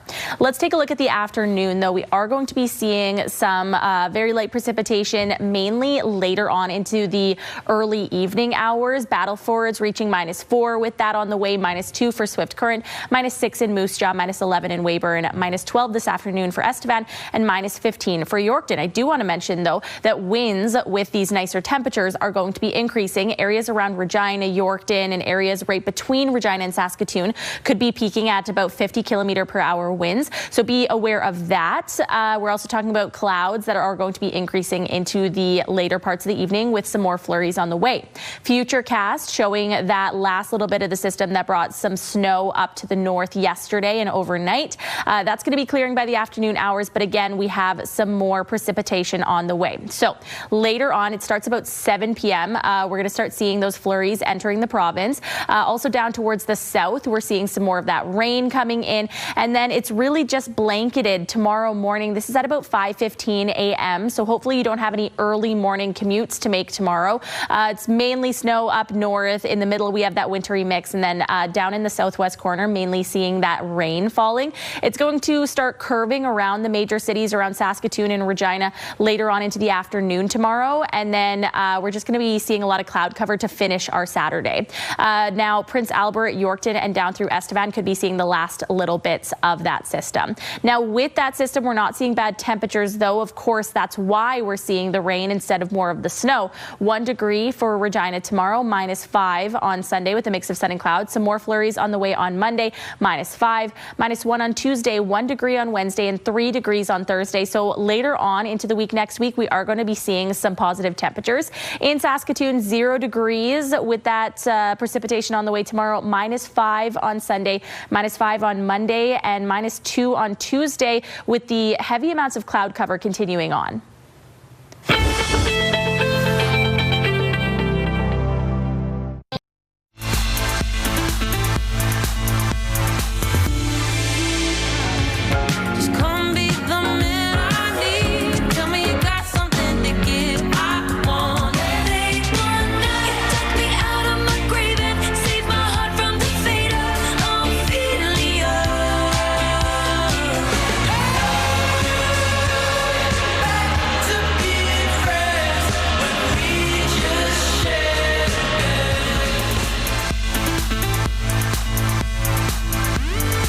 Those looking to delve into the world of acting have gotten some hands-on experience learning from some of Saskatchewan's top talent and even receiving accolades from industry leaders. Joining us now from Bar S Studio to share their experiences are Sarah Tollefson and North Star Stonechild. Good morning, and thank you both for your time. Morning. Hi, thanks for having us. So, Sarah, I'm going to come over to you first. Let's just, for people who don't know, explain what is Bar S Studio. Yeah, so it's an acting studio. It's run by Style Dane, and Laura Abramson has joined on fairly recently as another coach as well, to help actors in the province develop their skills, learn, do scene study practices, that kind of thing. And also, he's a producer, so he does a lot of that as well and kind of gets some stuff off the ground and gets us connected into all the world of finding roles and finding jobs and stuff like that. And it's all about connections, as we know. Yeah. North Star, I'm going to come over to you. Let's kind of go back a bit, talk about how you got into the world of acting and how this class has helped advance your skills. Well, prior to acting in the last year, so I was had the experience as a stunt performer on set, and so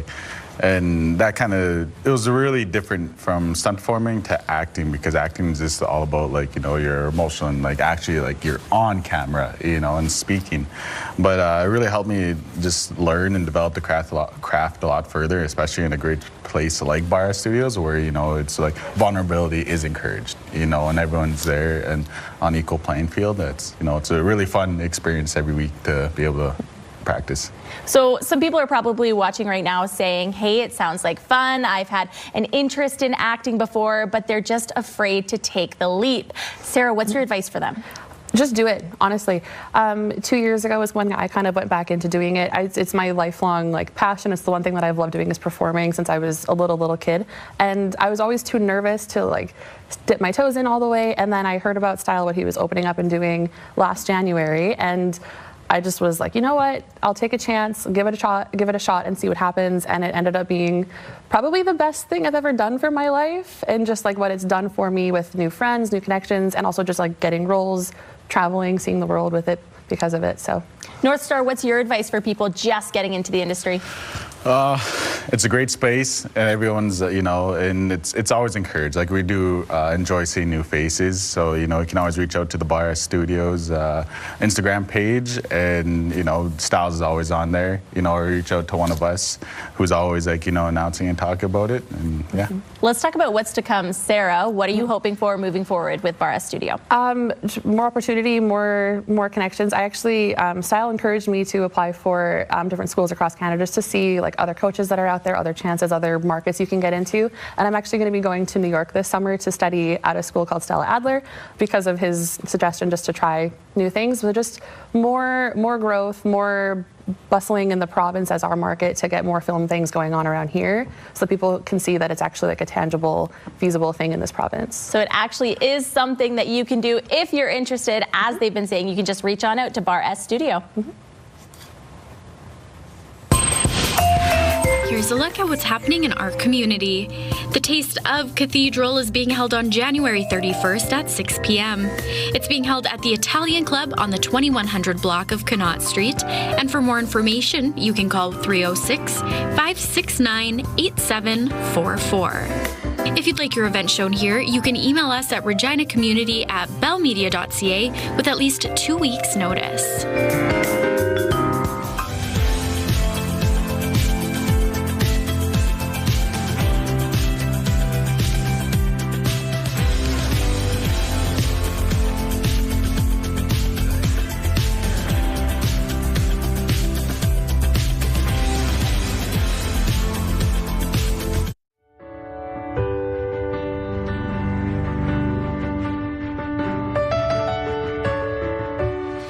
Okay, let's check back in with Janelle Lippi at the University of Regina on opening day of the Saskatchewan Crown Sector Hackathon.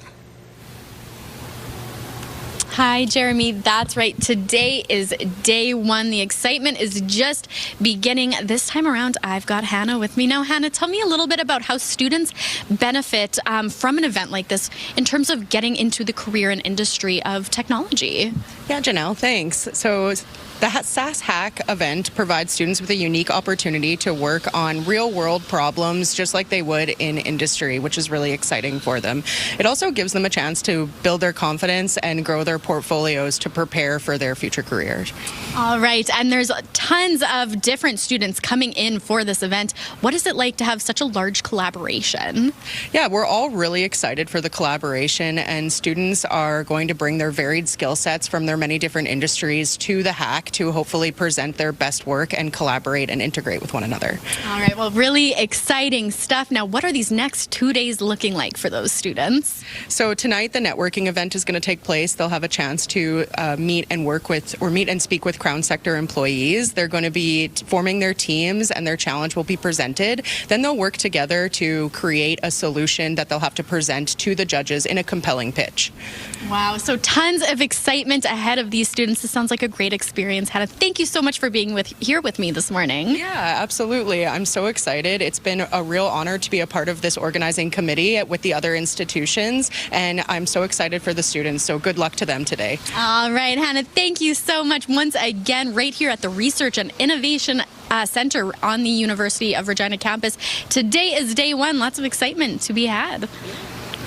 All right, Janelle, thank you very much. We'll see you again in just a little bit.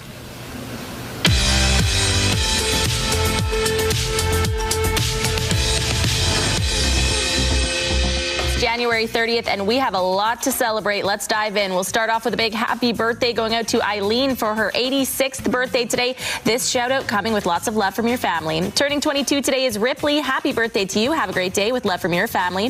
Happy birthday going out to Simon, turning 17 years old. We hope it's an amazing day. This comes with love from your mom and the rest of your family. Also celebrating today is Silas. On his 8th birthday, your family wrote in to send you a lot of love for your special day. Happy birthday to Emma. She's turning 17 years old. We hope it's a great one, also from your friends and family. And a big happy birthday going out to Lorraine. Your family wrote in and said happy 15th anniversary of being eligible for Canada Pension. Have a great day. Turning 7 years old today is Caleb. Happy birthday. Lots of love coming your way from your mom and dad. And looking forward to the weekend now. Carter will be turning 9 tomorrow. Happy birthday to you. Your grandma Coco says she loves you and she hopes every day is a new adventure and that you enjoy every one. Happy birthday to Gaetan. He's celebrating tomorrow. We hope it's the best one yet with lots of love from your mom and Mervyn. Happy 7th birthday to Emery. She's marking her special day this weekend. Have a great one. Lots of love from your papa and grandma. And Blair turning 14 years old this weekend. Happy birthday to you from your mom, dad, Hudson, Bowie, Wynn, and Mads.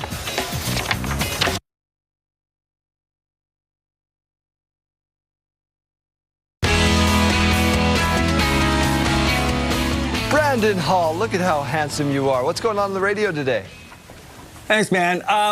We're just prepping for next week as Chase is away. Boots on the beach with Dean Browdy. I'm not jealous at all.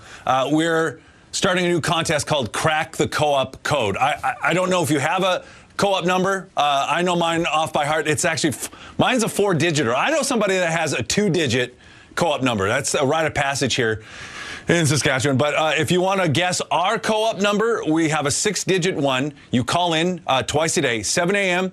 and I do believe 4 p.m. If you guess our 6-digit number, you win our co-op money. Every time you get a wrong answer, we add to the pot. So you'll be walking away with a lot of co-op cash. Just crack the co-op code. All the details on our website. We play starting Monday at 7 a.m.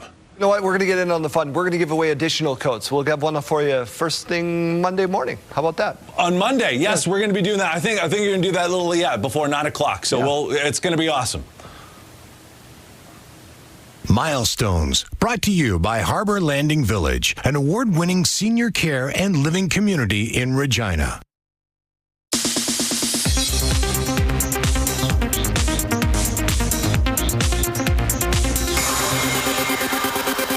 This world were mine. Kendrick Lamar is the leading nominee for Sunday night's Grammy Awards. He's got 9 nods in all. Lady Gaga has 7, and Sabrina Carpenter, Bad Bunny, and Leon Thomas have 6. The show on CBS and Paramount Plus will include a tribute to the late Ozzy Osbourne, plus performances from Lady Gaga, Sabrina Carpenter, Justin Bieber, and more. In 2027, the Grammys will move to ABC. Beatles fans in their hometown of Liverpool got their first look at images from director Sam Mendes' upcoming films about the Fab Four. Postcards showing Paul Mescal as Paul McCartney, Harris Dickinson as John Lennon, Barry Keoghan as Ringo Starr, and Joseph Quinn as George Harrison were hidden around the campus of the Liverpool Institute of Performing Arts. Founded by McCartney himself, the 4 Beatles films hits theaters in April 28th. Water is coming. It's time to say goodbye to the time travel romance Outlander. A new trailer for the 8th and final season teases to the emotional conclusion to Jamie and Claire's love story. The new season premieres March 6th on Starz.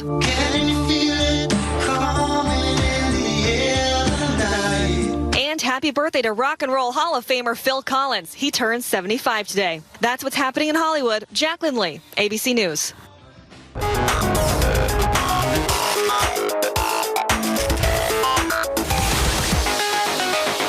Let's scoop them up some sidebar. All right, well, a little reality check for hackers who threaten to leak photos from your phone.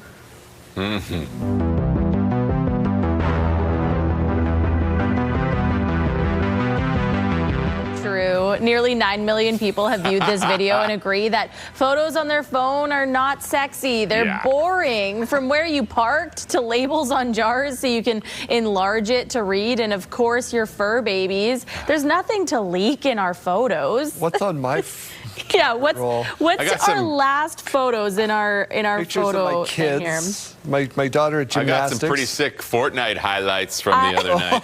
I have a screenshot of where the estate sale is this weekend that I'm going to. Oh, okay. You can leak that. I got my kid with Go Pats Go. Whatever. Very quickly, from a dancing baby, we go to a grumpy kid. Take a look at this. You want me to carry this? Seriously? Parroting everything a kid does because it's all so hard. Yeah, this is accurate. Yeah, eating pizza last night for Mateo was so tricky. It's not tricky. Put the food in your mouth, kid. Oh, man. Chew and swallow. Are you just tired today? Yeah. Time out. We're back after this. It's Friday, January 30th. The citizens of Saskatoon deserve the best model and the best transit policing program that we can provide. Of the Saskatoon Police Service going overseas to research transit safety. Get as much done on the aeroplane as we can so that we don't have any major maintenance activities during the fire season. Fire season still months away, but the work to fight it has already begun. How's that for soft power? Okay, this is true soft power. Prime Minister Mark Carney embraces the soft power of heated rivalry during a celebration of the show's smashing success. Stay with us, Saskatchewan. Your morning starts right now.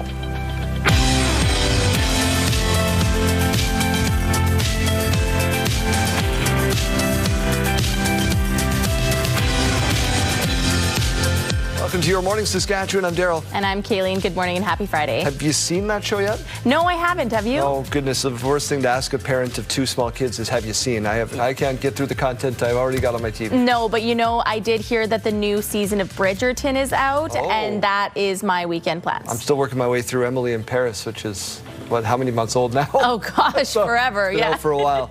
Let's get to your news. We'll get to weather in just a minute. We begin with developing news this morning in Regina. Police asking you to avoid the 1100 block of Angus Street. A police operation is underway. If you do live in that area, you are being asked to shelter in place. They're telling us updates will be provided as they become available. Again, police asking you to avoid the 1100 block of Angus Street. In other news this morning, Saskatchewan is on track to see its lowest number of drug overdoses in 5 years.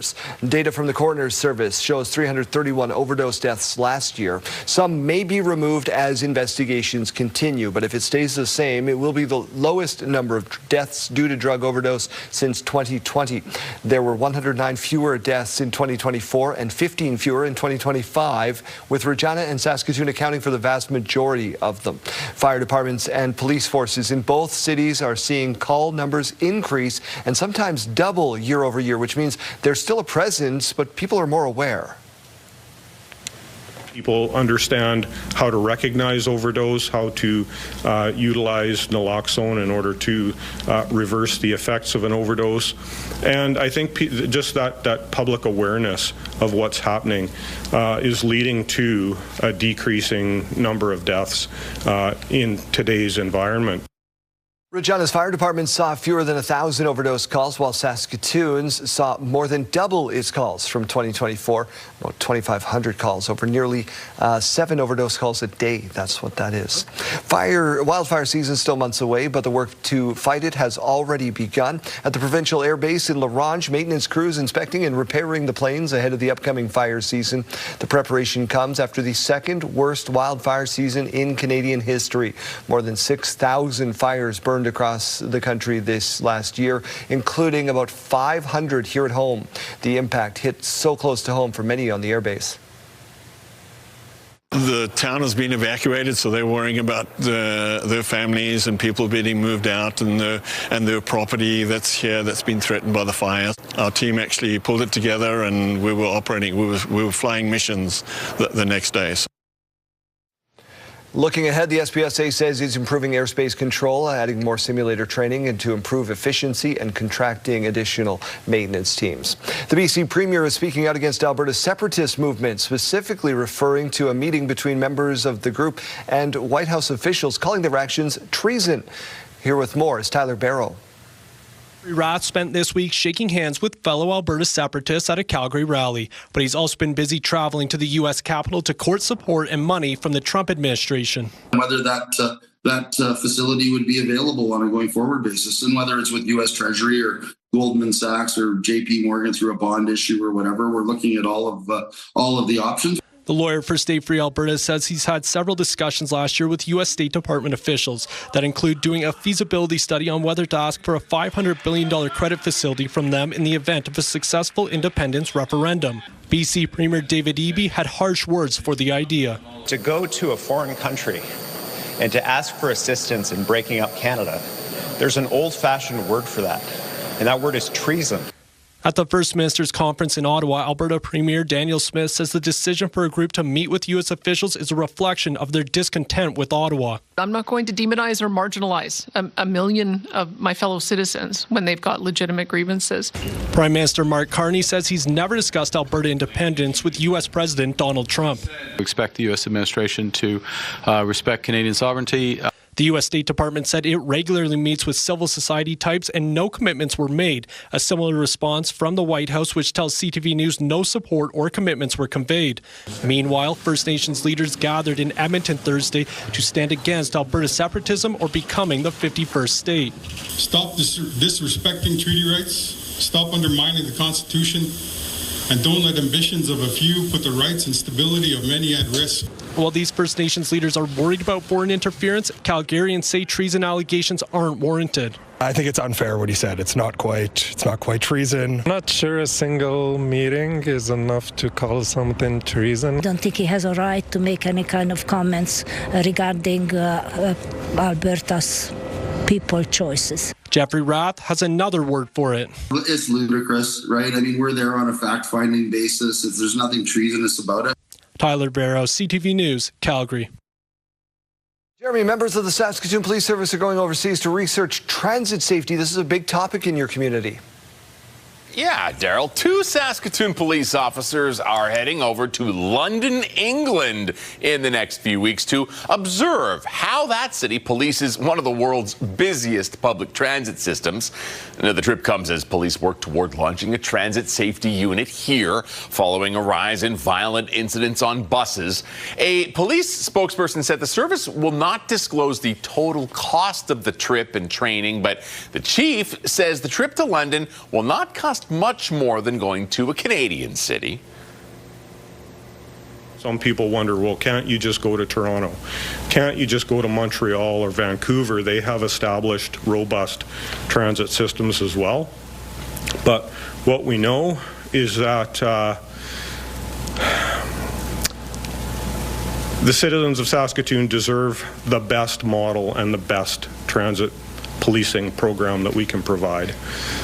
The cost differential from going to London to going to Montreal, say, is almost negligible.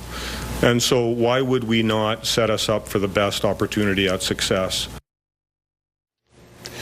Transit Safety Unit expected to roll out in Saskatoon in 2027 with 8 officers and 1 supervisor. The unit aims to go beyond just placing cops on buses, focusing on chronic problem riders and high crime bus stops. Meanwhile, more police officers are hitting the streets of Saskatoon.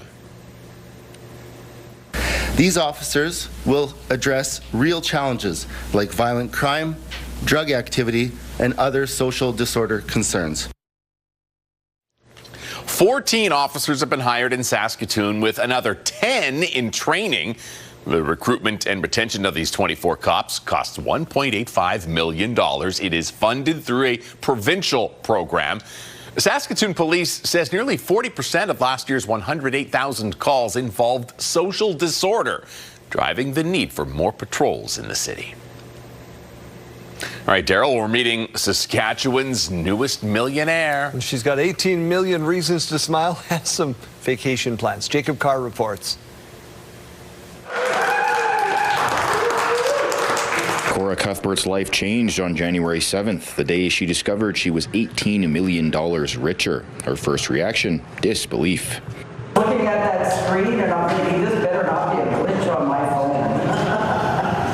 She scans it and all 3 of us just starts, screaming. We were so Margaret from Pheasant Rump Nakota First Nation discovered the win after scanning her ticket in the Lotto Spot app, then verifying it at a nearby pharmacy in Arcola. She says the first thing the money will be used for is a trip with her brothers and sisters to Edmonton, followed by a first-class trip to Hawaii. Just very, very joyful for her because she's helped our parents so long for so much, and then with us losing our dad, it took a really hard hit on her. Cora lost her father in June of 2025. She says he was the reason she regularly bought lotto tickets. She has received several texts from friends and family after learning of her win, saying it was her father, making sure she was being looked after. Cora says she also plans on using her winnings to ensure people have better access to support and medical care on her reserve, something that comes as no surprise to her son, Tom. Giving out to homeless people, because we like to think about things like that. Family first and people, because you can't replace people. People matter more than money. Cora says she and Tom are looking into a trip to Scotland because that is part of her father's ancestral background, and the winnings have allowed her to officially retire from her job as a home care aide on her reserve. Actually, I just retired yesterday. Jacob Carr, CTV News, Regina. Oh, I would be on where would you go? If you have to take a vacation, first thing they tell you to do, so you have to take a vacation. My top of my bucket list has always been Alaska. I want to go see the mountains and I want to go see the wildlife. You Alaska. Want to see the penguins. Yeah. No. Who doesn't want to see? I'll join you on that trip. What's going on in the weather? All right. Well, we're taking a look at the radar right now, where we are talking about some precipitation that moved through the province late yesterday into the overnight hours. We're also talking about some dense fog down towards southern Saskatchewan this morning, so definitely be careful out on your commute. We have to talk about what's to come tomorrow, though. It does start very late today, though. So right now on your screen, you're taking a look at about 8:30 tonight. You can see some of those pinks and purples starting to show up down towards the south. Then overnight, we're looking forward to seeing this system really grow. It's going to be some snow up north, some mixed precipitation in areas around Prince Albert and Saskatoon. Estevan also going to be seeing some of that mixed precipitation. Swift Current mainly going to be seeing the rain. And then, of course, we're going to see that transform into some more flurries into the later parts of the morning. By Saturday afternoon, we really should be seeing the system curving around Saskatoon and Regina. And the last piece of that system we're going to be seeing right along that eastern border there, as you can see, into Saturday afternoon. Let's talk about some current temperatures now, because they have been improving, at least from the past couple days. Stony Rapids at -11 right now. That's a lot better from the past couple days when we've been around the -30 mark at this time of the morning. -12 in La Ronge right now, -13 in Prince Albert, and -20 in Hudson Bay. Down towards the south, -7 in Swift Current right now, -10 in Assiniboia, -19 in Weyburn and Estevan, and yet again a cool start to the day in Yorkton, -23. Later on this afternoon, though, temperatures not looking too bad. They are above the seasonal average in many places, including Saskatoon, where we'll be peaking around -5 in the afternoon hours, and then actually getting warmer overnight as that system moves in. -6 this afternoon for Moose Jaw, -2 for Swift Current, -11 for Weyburn, and -12 for Estevan.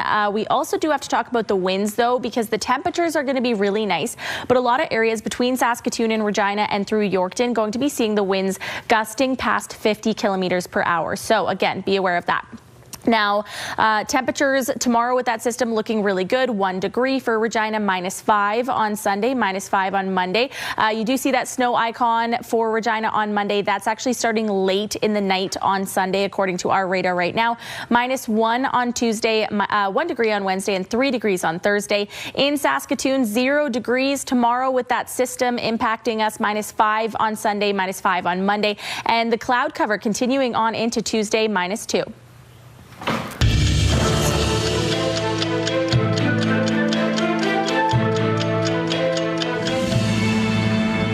This day in history, January 30th, 1972, on Bloody Sunday, British soldiers opened fire on marchers in Northern Ireland, killing 13 people. January 30th, 1991, Hudson Bay Company announced it was selling off its fur business due to declining sales. And in 1969, the Beatles performed for the last time in public on the roof of Apple Records in London, England.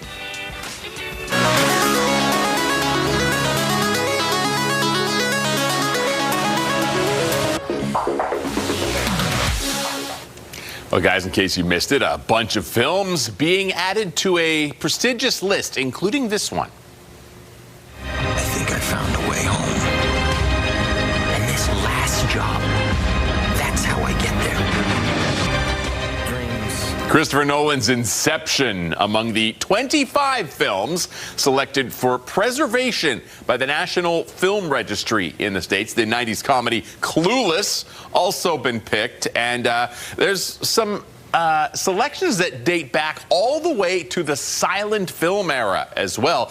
6 films from 1896 through 1926. I'm sure we've all seen all those. Several times. You know who's going to be happy to hear Yes. about this is Janelle Lapie, whose favorite movie is Clueless. Have you seen Alicia Silverstone on her social media feeds recreating some of the scenes with her kids? Oh, she is awesome. Pretty funny. Yeah. Pretty funny stuff. Question of the day, how do you have fun at work?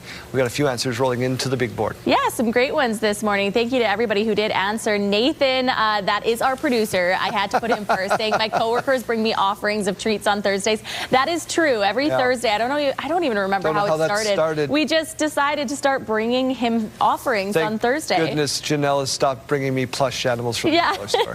Lori's saying we always have fun at work, dancing, singing with the kids at a school. I feel like that'd be a great place to have fun. Sherry saying we used to pull silly little pranks on each other, but we had to be careful because our boss was one of those old school bosses. He didn't really want to have a good time at work. Come on. Yeah. Okay, so in our office, the running joke, Jeremy, you'd be glad you're not here. If you leave your computer open, you will send an email to somebody asking someone to come to your desk and see you. Yes. Always. And it's good fun because then you go to someone's desk. Open. Oh, That's not very cyber savvy, you no, guys. it is No, I it's have to not. do that training too. Thank you for that. Yeah. It's very targeted. HR is going to call Very Daryl targeted right after the show today. We had Sheldon saying he volunteers and with the residents, he plays bingo and 3-spot. And Kelly from Bigger saying visiting with the customers, watching our show. Thank you, Kelly, and listening to some music. Thank you so much for your answers for today's question of the day.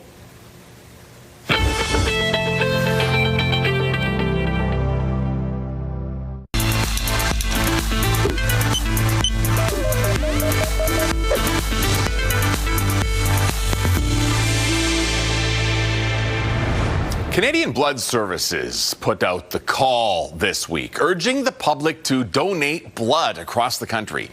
Damien Smith stopped by Regina's CBS location to see if people there are rolling up their sleeves. Canadian Blood Services is calling for more donors across the country.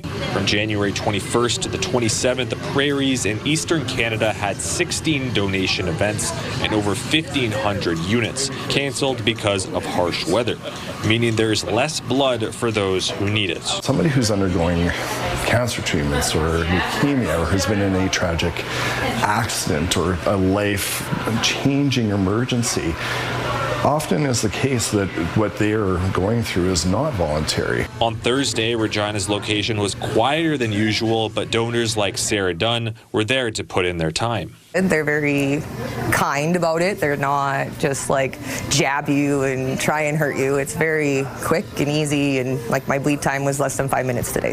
The blood pump typically takes a total of 8 minutes, and donors are usually in and out of the door in less than an hour. Once I did it, it was actually awesome. I felt really good. It's a really good thing to do. I have O positive blood, so it's pretty universal, which is awesome. Carlo Palazzo, who has an appointment scheduled next week, has donated blood 57 times since 2008.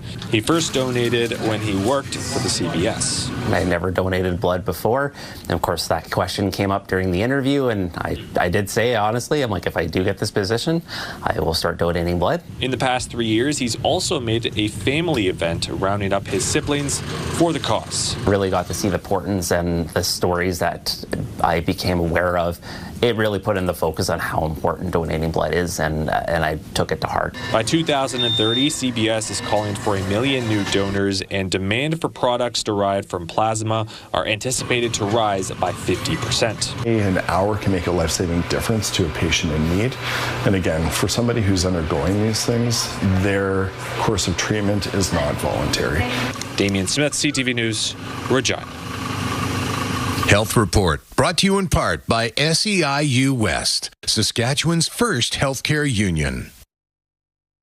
You may have seen or even participated in a viral social media trend recently, posting photos or videos and reminiscing about maybe 2016. That was a big thing, remember that? Artificial intelligence experts say you may have also been unknowingly helping AI get smarter at outsmarting you. Joining us now to explain is MediaSmart's Director of Education, Matthew Johnson. Thank you so much for spending a couple of minutes with us.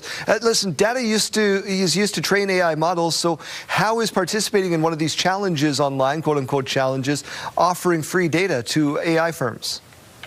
Well, really, there are two parts to training AI. So one of them is, of course, the data that we provide, which in this case are photos and videos that we're sharing with online platforms.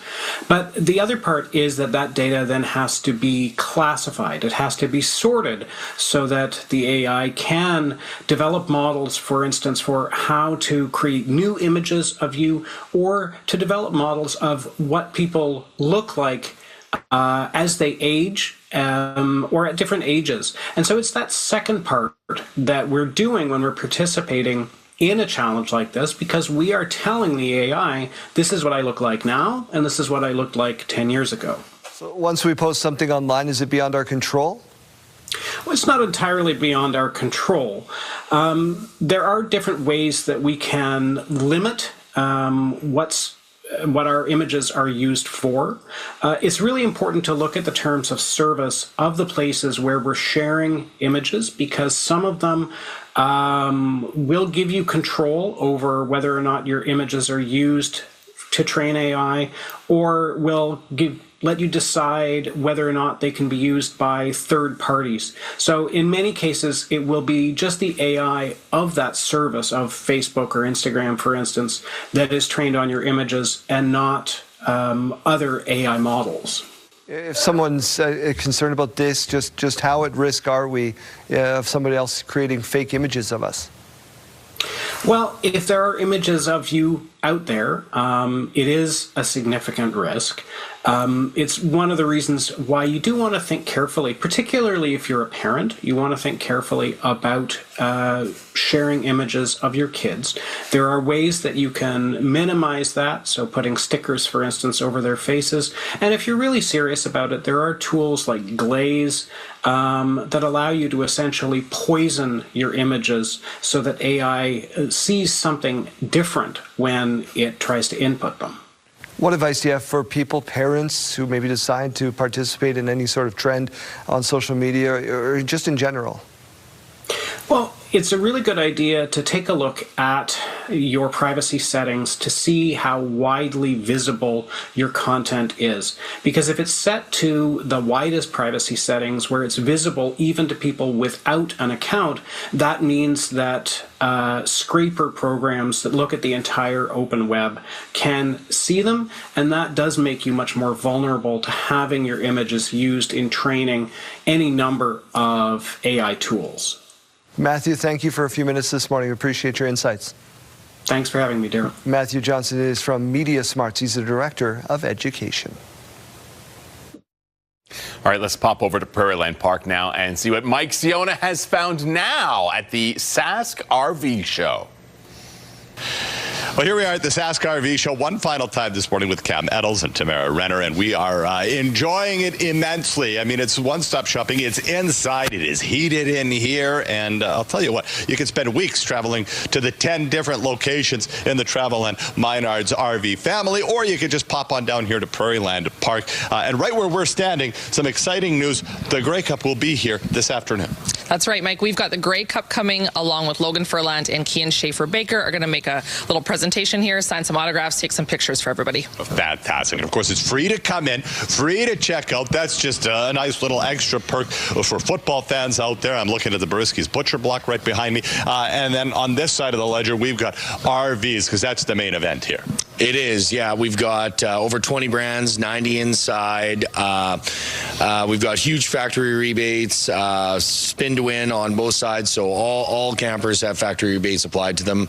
And yeah, there's huge savings to be had. That's fantastic. And that's the important thing to talk about when we're talking about those rebates, is that show pricing. I mean, if you wait and pop into one of those 10 locations, you're not going to get the same price you're going to get here. No, you got to act now. Definitely the time to seize the opportunity, take advantage of the savings, get ready for summer. We all know it's super long here. So, you know, get the savings while you can.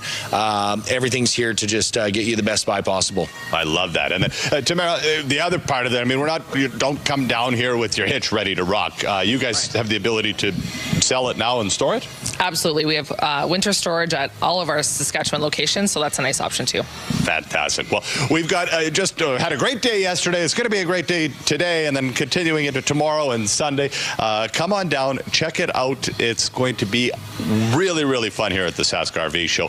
Riders are coming today as well. There's some great giveaways. Why wouldn't you want to come and check it out?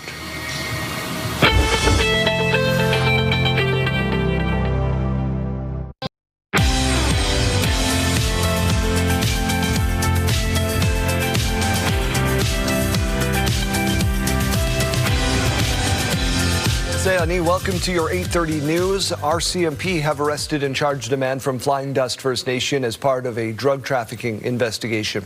The Meadow Lake Crime Reduction Team and Critical Incident Response Team executed a search warrant at a home on the First Nation on Tuesday.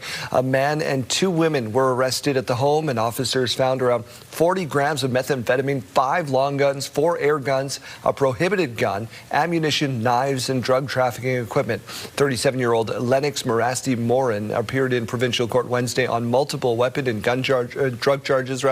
2 women were released without being charged. Saskatoon firefighters battling another boarded-up house blaze overnight in the city. This one on the 100 block of Avenue V South. Crews were called just after midnight and found smoke and flames coming from multiple areas at the home. They were told 3 people could be living there were unaccounted for. Firefighters searched the structure and confirmed no one was inside. The investigator is looking now into the cause and will provide a damage estimate.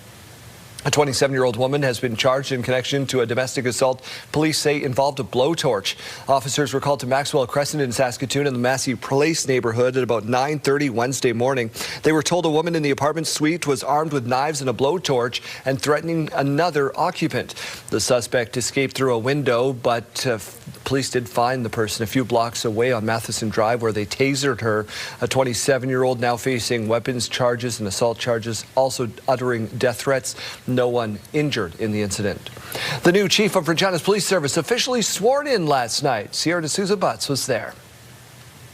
From the community. Serving with the police force for 29 years, Lauralee Davies credits community members for her success. And to say that it takes a village to raise an individual, I am proof of that. Officially being sworn in as the new Regina's Police Chief, Davies is marking a first for women in the province. Today, she becomes the first woman to serve as Chief of Police in Regina's history and the first in the history of our province. Hundreds of people celebrating her success, including former Chief of Police Evan Bray, who joined Regina Police Service around the same time as Davies and has seen her growth throughout her career. I can't help but think we should be celebrating what this means for the police service and the community. This is a win. It's a win on a lot of levels. It's a win for young girls who not only now see themselves in uniform, but see themselves as the chief. Davies first joined the Regina Police Service in 1996. During her time, she worked in both uniform and investigative divisions, along with developing the service's Truth and Reconciliation strategy. I've been privileged to start from a foundation of loving parents and a family who provided me with the most amazing opportunities to try new things, to grow, and to learn. From the youngest age, my parents and grandparents modeled community engagement as an essential part of life. Commitment to community is part of my DNA. She also served as the interim chief twice, including since April 2025, following the suspension and eventual termination of former Chief Farouk Sheikh. The City of Regina says her new role is a milestone worth celebrating. Chief Davies believes that policing is not something done to a community, it's something done with our community. Now officially stepping into the role, Davies says the focus will continue to be building relationships with the community, one police officer at a time. Sierra D'Souza Butts, CTV News, Regina. Members of a Saskatchewan volunteer fire department who assisted last season's wildfire battle are being recognized for their efforts. 6 members of Leroy's Fire Department, and recipients of the Premier's Commendation Award. The crew stationed in the Beauval area helping fight the muskeg fire. The award is being given to 64 municipal departments, acknowledging the bravery of those who protected Saskatchewan families and communities during one of the most devastating wildfire seasons on record. The province did hold a ceremony for all recipients in December, but because Leroy's chief was unable to attend, a special celebration was held Wednesday night in town. While road construction usually happens in the warmer months, the cooler months are set aside for some bridge construction. On Thursday, the Saskatchewan government announcing $78 million of construction work will happen between fall and spring across the province. A number of factors go into bridge construction and reconstruction, including overall usage and vehicle size. We look at the traffic counts, we look at their use, and we try and size them accordingly. A lot of our smaller bridges were built back in the day when everything was smaller, so we do have increased sizes that we're going on that there. At the end of the day, cost comes into it as well. And it's a matter of balancing it all. So we're going to start with the substructure first. Solid ice under bridges is a convenience for builders, making them one of the reasons why the work is done in the winter. Ranked number 1 in the CHL and following an 8-game win streak, the Prince Albert Raiders have shown they're pretty tough to beat. The team has ticket sales up, jerseys flying off the shelves. 16-year-old center Connor Howe is playing for his hometown team. He once grew up watching. Howe extended the team's win streak by scoring the game-winning goal Tuesday over the Moose Jaw Warriors, and he's enjoying some rookie success. There's always talks that we're going to be really good this year, and to see that we are doing really good, it's definitely a really good feeling just being able to win. And, you know, it's just like, it's awesome. We have a really good group of guys in there, so it's good. The Raiders will face long-standing rival, the Saskatoon Blades, at home this Saturday. Let's talk about that weather. It's been very nice compared to what we saw last week about this time. Yeah, and if you actually take a look at this board behind me here, we're actually seeing the blue spreading eastward, where we have been seeing the cooler temperatures. Yes, around the Parkland region, we're still seeing a lot of those pinks and white colors. So it is still very cold there, but the more blue on the screen that we see, the better in terms of these temperatures. -11 for Stony Rapids right now, -12 in La Ronge, -10 in Spiritwood, and -16 in Melfort. And all of this is an improvement from what we have been seeing at this time in the past couple days. Down towards the south, not much of an improvement. It's about the same as what we've been seeing for the past few days. -7 in Swift Current, -10 in Assiniboia, -19 in both Weyburn, Estevan, and Regina right now. And again, cooler through the Parkland region. Yorkton, you're waking up to -23 right now. Later on this afternoon, temperatures looking right around or actually above the seasonal average for many places. Saskatoon peaking at -5 this afternoon, -6 for Moose Jaw, -2 for Swift Current, -11 for Weyburn, and -12 for Estevan. Yorkton, the afternoon temperature actually an improvement from what we've been seeing, -14 with a mix of sun and cloud. Let's talk about the precipitation that's on the way, though. This is actually going to start tonight in the evening hours. What you're seeing on your screen right now is at 8:45 p.m., but we could see it starting in the south about 7 p.m. Into the overnight hours, we really start to see the system grow. It's going to be bringing with it rain, some ice pellets, and of course some flurries into tomorrow morning as well. It's in the afternoon hours we start to see it curving around Saskatoon and Regina. Still going to be seeing some of those flurries, though, around Prince Albert, around the Parkland region, and down through Estevan as well. So how much precipitation is what you're probably wondering. Well, we're looking at the rain first. About 3 millimeters expected for Swift Current, about 6 millimeters for Moose Jaw, 7 millimeters of rain expected for Regina tomorrow. Yorkton, 6 millimeters, Estevan, 6 millimeters expected. And how much snow by about 6 p.m. tomorrow? Well, Regina seeing about 2 centimeters of snow. Yorkton about 5 centimeters of snow. Prince Albert, you're looking at about 3 centimeters of snow. Again, though, this is in addition to the rain that we're expecting. Let's talk about the temperatures then. Because it is in a very wintry mix, we're seeing temperatures a bit warmer. 1 degree tomorrow for Regina, -5 on Sunday with a mix of sun and cloud. Sunday night is when we're expecting to see some more flurries starting, and that is going to continue on into Monday afternoon, -5 and -1 on Tuesday. In Saskatoon, 0 degrees tomorrow with those flurries and that rain, -5 on Sunday, -5 on Monday, and -2 on Tuesday. The big picture here, though, folks, is that roads are going to be slippery tomorrow morning. Be careful out there.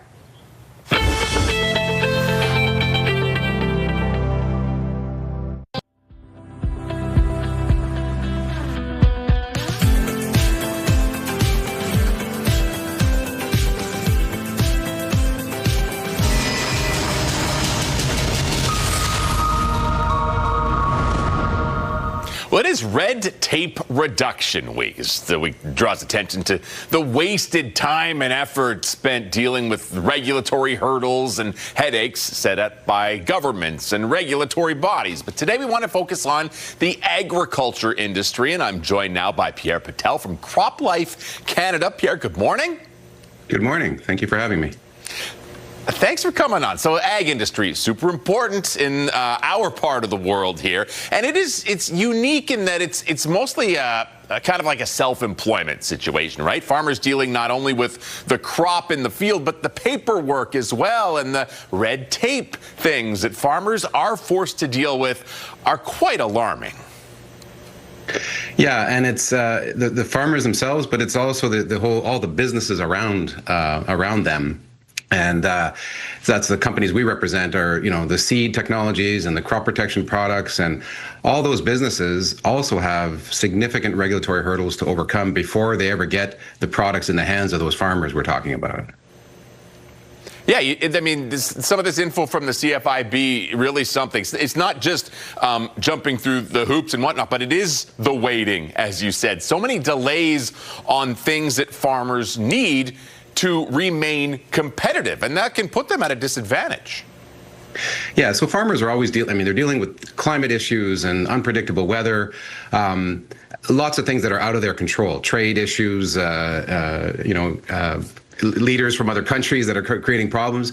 But one thing that is in our control is the regulations that we as Canada puts on ourselves, and it has gotten quite burdensome. And even if you look at how we rank among other OECD countries, we're like 32nd out of 38. So we've got a lot of work to do to improve, and it's sort of incremental. Year after year, we add a bit more, and then we look back and realize we've created this tremendously burdensome system. And the risk to farmers is that we don't attract the innovations and the tools that they need for their success in the future. And that's the risk that we see, is that Canada is not the biggest market. And so we've got to make sure that Canada is at least as good as those big markets when it comes to the regulatory approach to the technologies that our members represent. Yeah, so you mentioned there's a real incentive there on agencies and governments to get this under control. Added stress and roadblocks can put the future of the industry at risk. So what can be done? Is there enough for these regulatory bodies to kind of get their stuff together and say, oh, maybe we are causing some issues? Well, I mean, the good thing is that, set aside any political affiliations, the current government, the Carney government, is focused on economic growth, is focused on reducing regulatory burden, doing more in Canada for Canadians. So we think that the environment is right for some of these changes that we've been asking for quite some time. So each department has its own sets of regulations and legislation. And I think part of it is a culture thing, and it starts from the top. So it's encouraging to see the Prime Minister use the language he's using. Now we just need to see it permeate through the rest of Cabinet and through the departments that they're responsible for, and really let agriculture be the economic powerhouse that it can be for Canada. Yeah, I think the first step is recognizing that there is a problem, and then hopefully the people in charge can do something about it. Pierre Patel from CropLife Canada, thank you so much for a few minutes this morning. My pleasure. Thank you.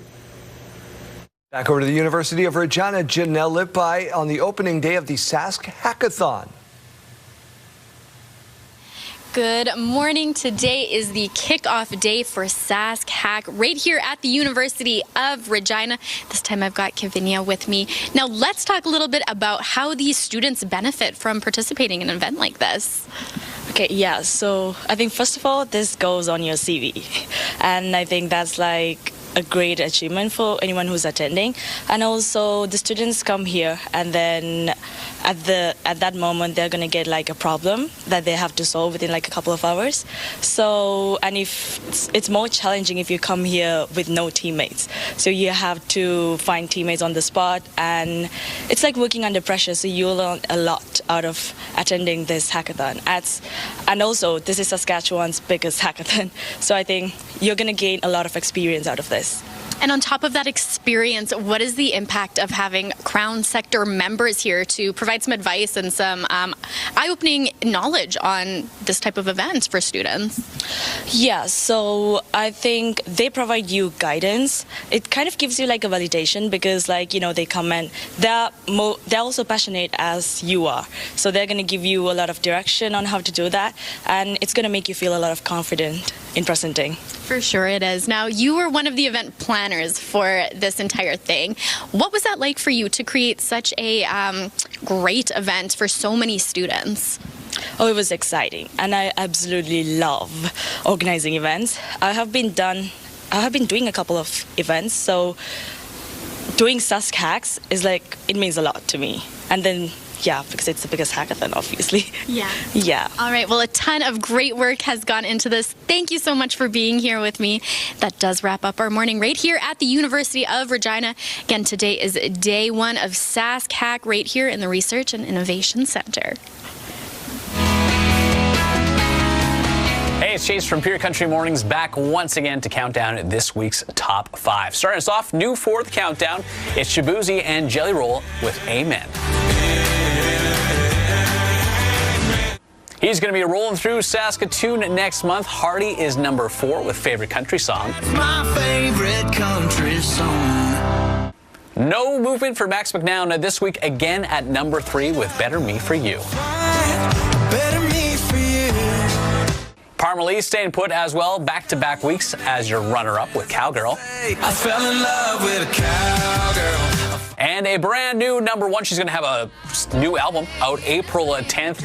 Ella Langley and Choosing Texas is this week's top song. It's choosing Texas, I can tell.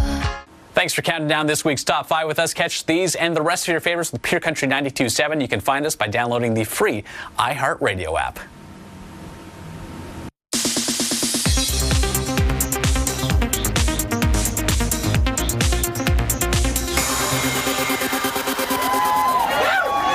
The breakout Canadian star of Crave's original hit series Heated Rivalry was back on home ice today. Hudson, how are you feeling tonight? Hold on, don't ask questions. Hudson Williams hit the red carpet at a major media industry conference in his character Shane Hollander's hometown of Ottawa. Embracing the show's soft power. How's that for soft power? Okay, this is soft. This is true soft power. Prime Minister Mark Carney. Congratulations on creating a story that has struck a chord with so many across this country, around the world. Because of you, cottage season will have a whole new meaning this summer. He may not be the most sociable. The drama about a pair of pro hockey players, rivals on the ice and out of their skates, secret lovers, is a Canadian production to its core. From most of the cast and the soundtrack, to the product placement. I think, yeah, we've set the bar very high, but we've shown to people that it is achievable. In just 2 months, Heated Rivalry has become the most watched and rewatched original series produced by Crave, a subsidiary of Bell Media, which also owns CTV, with fans around the world celebrating the show for casting hockey and queer joy in new light. It's just showing that because of the investment in culture, you get to have a heated rivalry. And without that, you probably wouldn't have it. While those behind the show say they couldn't have imagined the response, they're ready to score their next homegrown hit. We're going to continue to and elevate, making big, making bold, making authentic, not shying away from specific, not shying away from big C Canadian content. Heated Rivalry has already been renewed, and as showrunner Jacob Tierney hinted to me tonight, Ottawa is set to be a central plotline in season 2. Rachel Aiello, CTV News, Ottawa.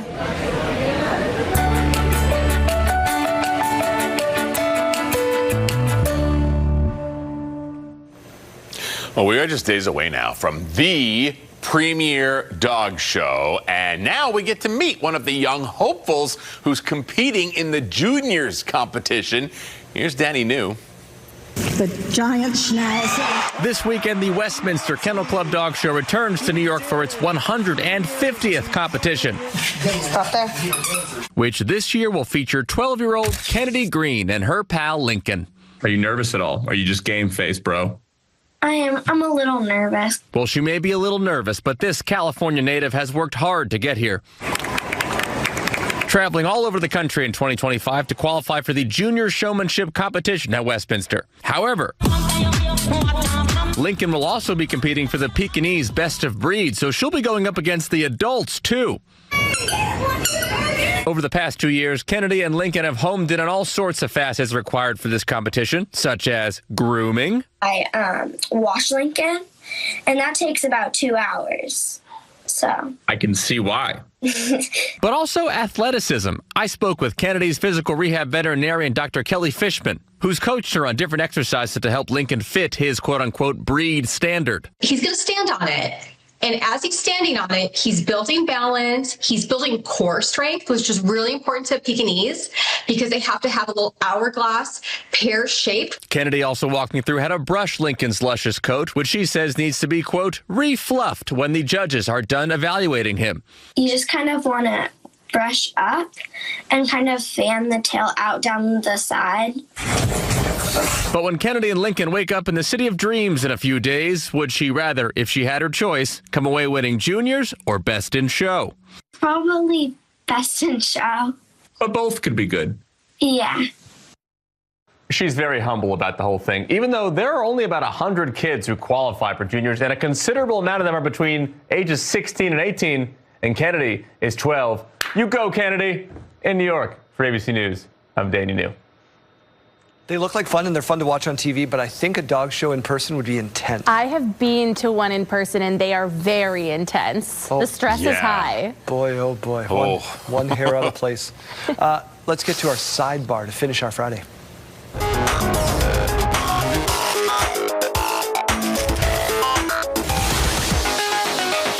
This video isn't going to be me. Here's a stressed out dad who needs to chill. She just let her go under. Do you think it can help her? Water all in her mouth? No. This is Tyler's first time watching his daughter's swim lesson, and he feels like he's in the deep end. Roller coaster of emotion. This is how I feel every time I go to gymnastics with Aria. We actually just recently started dance with Sadie, and Tyler came to watch her second class, and she was just running around. She's 18 months old, right? And he's going, "Is this how it's? Are they supposed to be acting like this? Is that?" She's 18 months. Just hang in there, because eventually they blow your socks off and impress the heck out of you. It happens. And then JD spends every weekend traveling to dance competitions across all the provinces. Paying big money, I bet. All my money. That's why we pay him all the monies.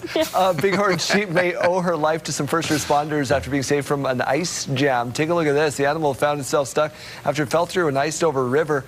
Unable to get out. Wildlife officers able to pull the sheep out before warming her up and giving her a night of observation, letting her back out into the wild. Ooh. Ooh. Luckily, she has handles to hang on to. That's true. Well, that was her lucky day. That's true. Not like Mr. Deeds. Grab my foot. Yeah. All right, one more for you. Sensors used to monitor activity underground may be able to track objects flying into space. Oh boy. Space junk is a big problem, especially because it's hard to figure out where these pieces land. Researchers in the UK are now developing a technique using sensors that record earthquakes, and the sensors can calculate how past space junk fell to Earth to predict future impact. There's got to be a way to clean all that up. Yeah. Yikes. You can figure that out this weekend. Yeah, seems like a thing I can do in 24 hours Yeah. or so. Just to yeah, myself. yeah. Here's a look at some of the hardworking folk that make this show possible. We're back with you on Monday. See you then.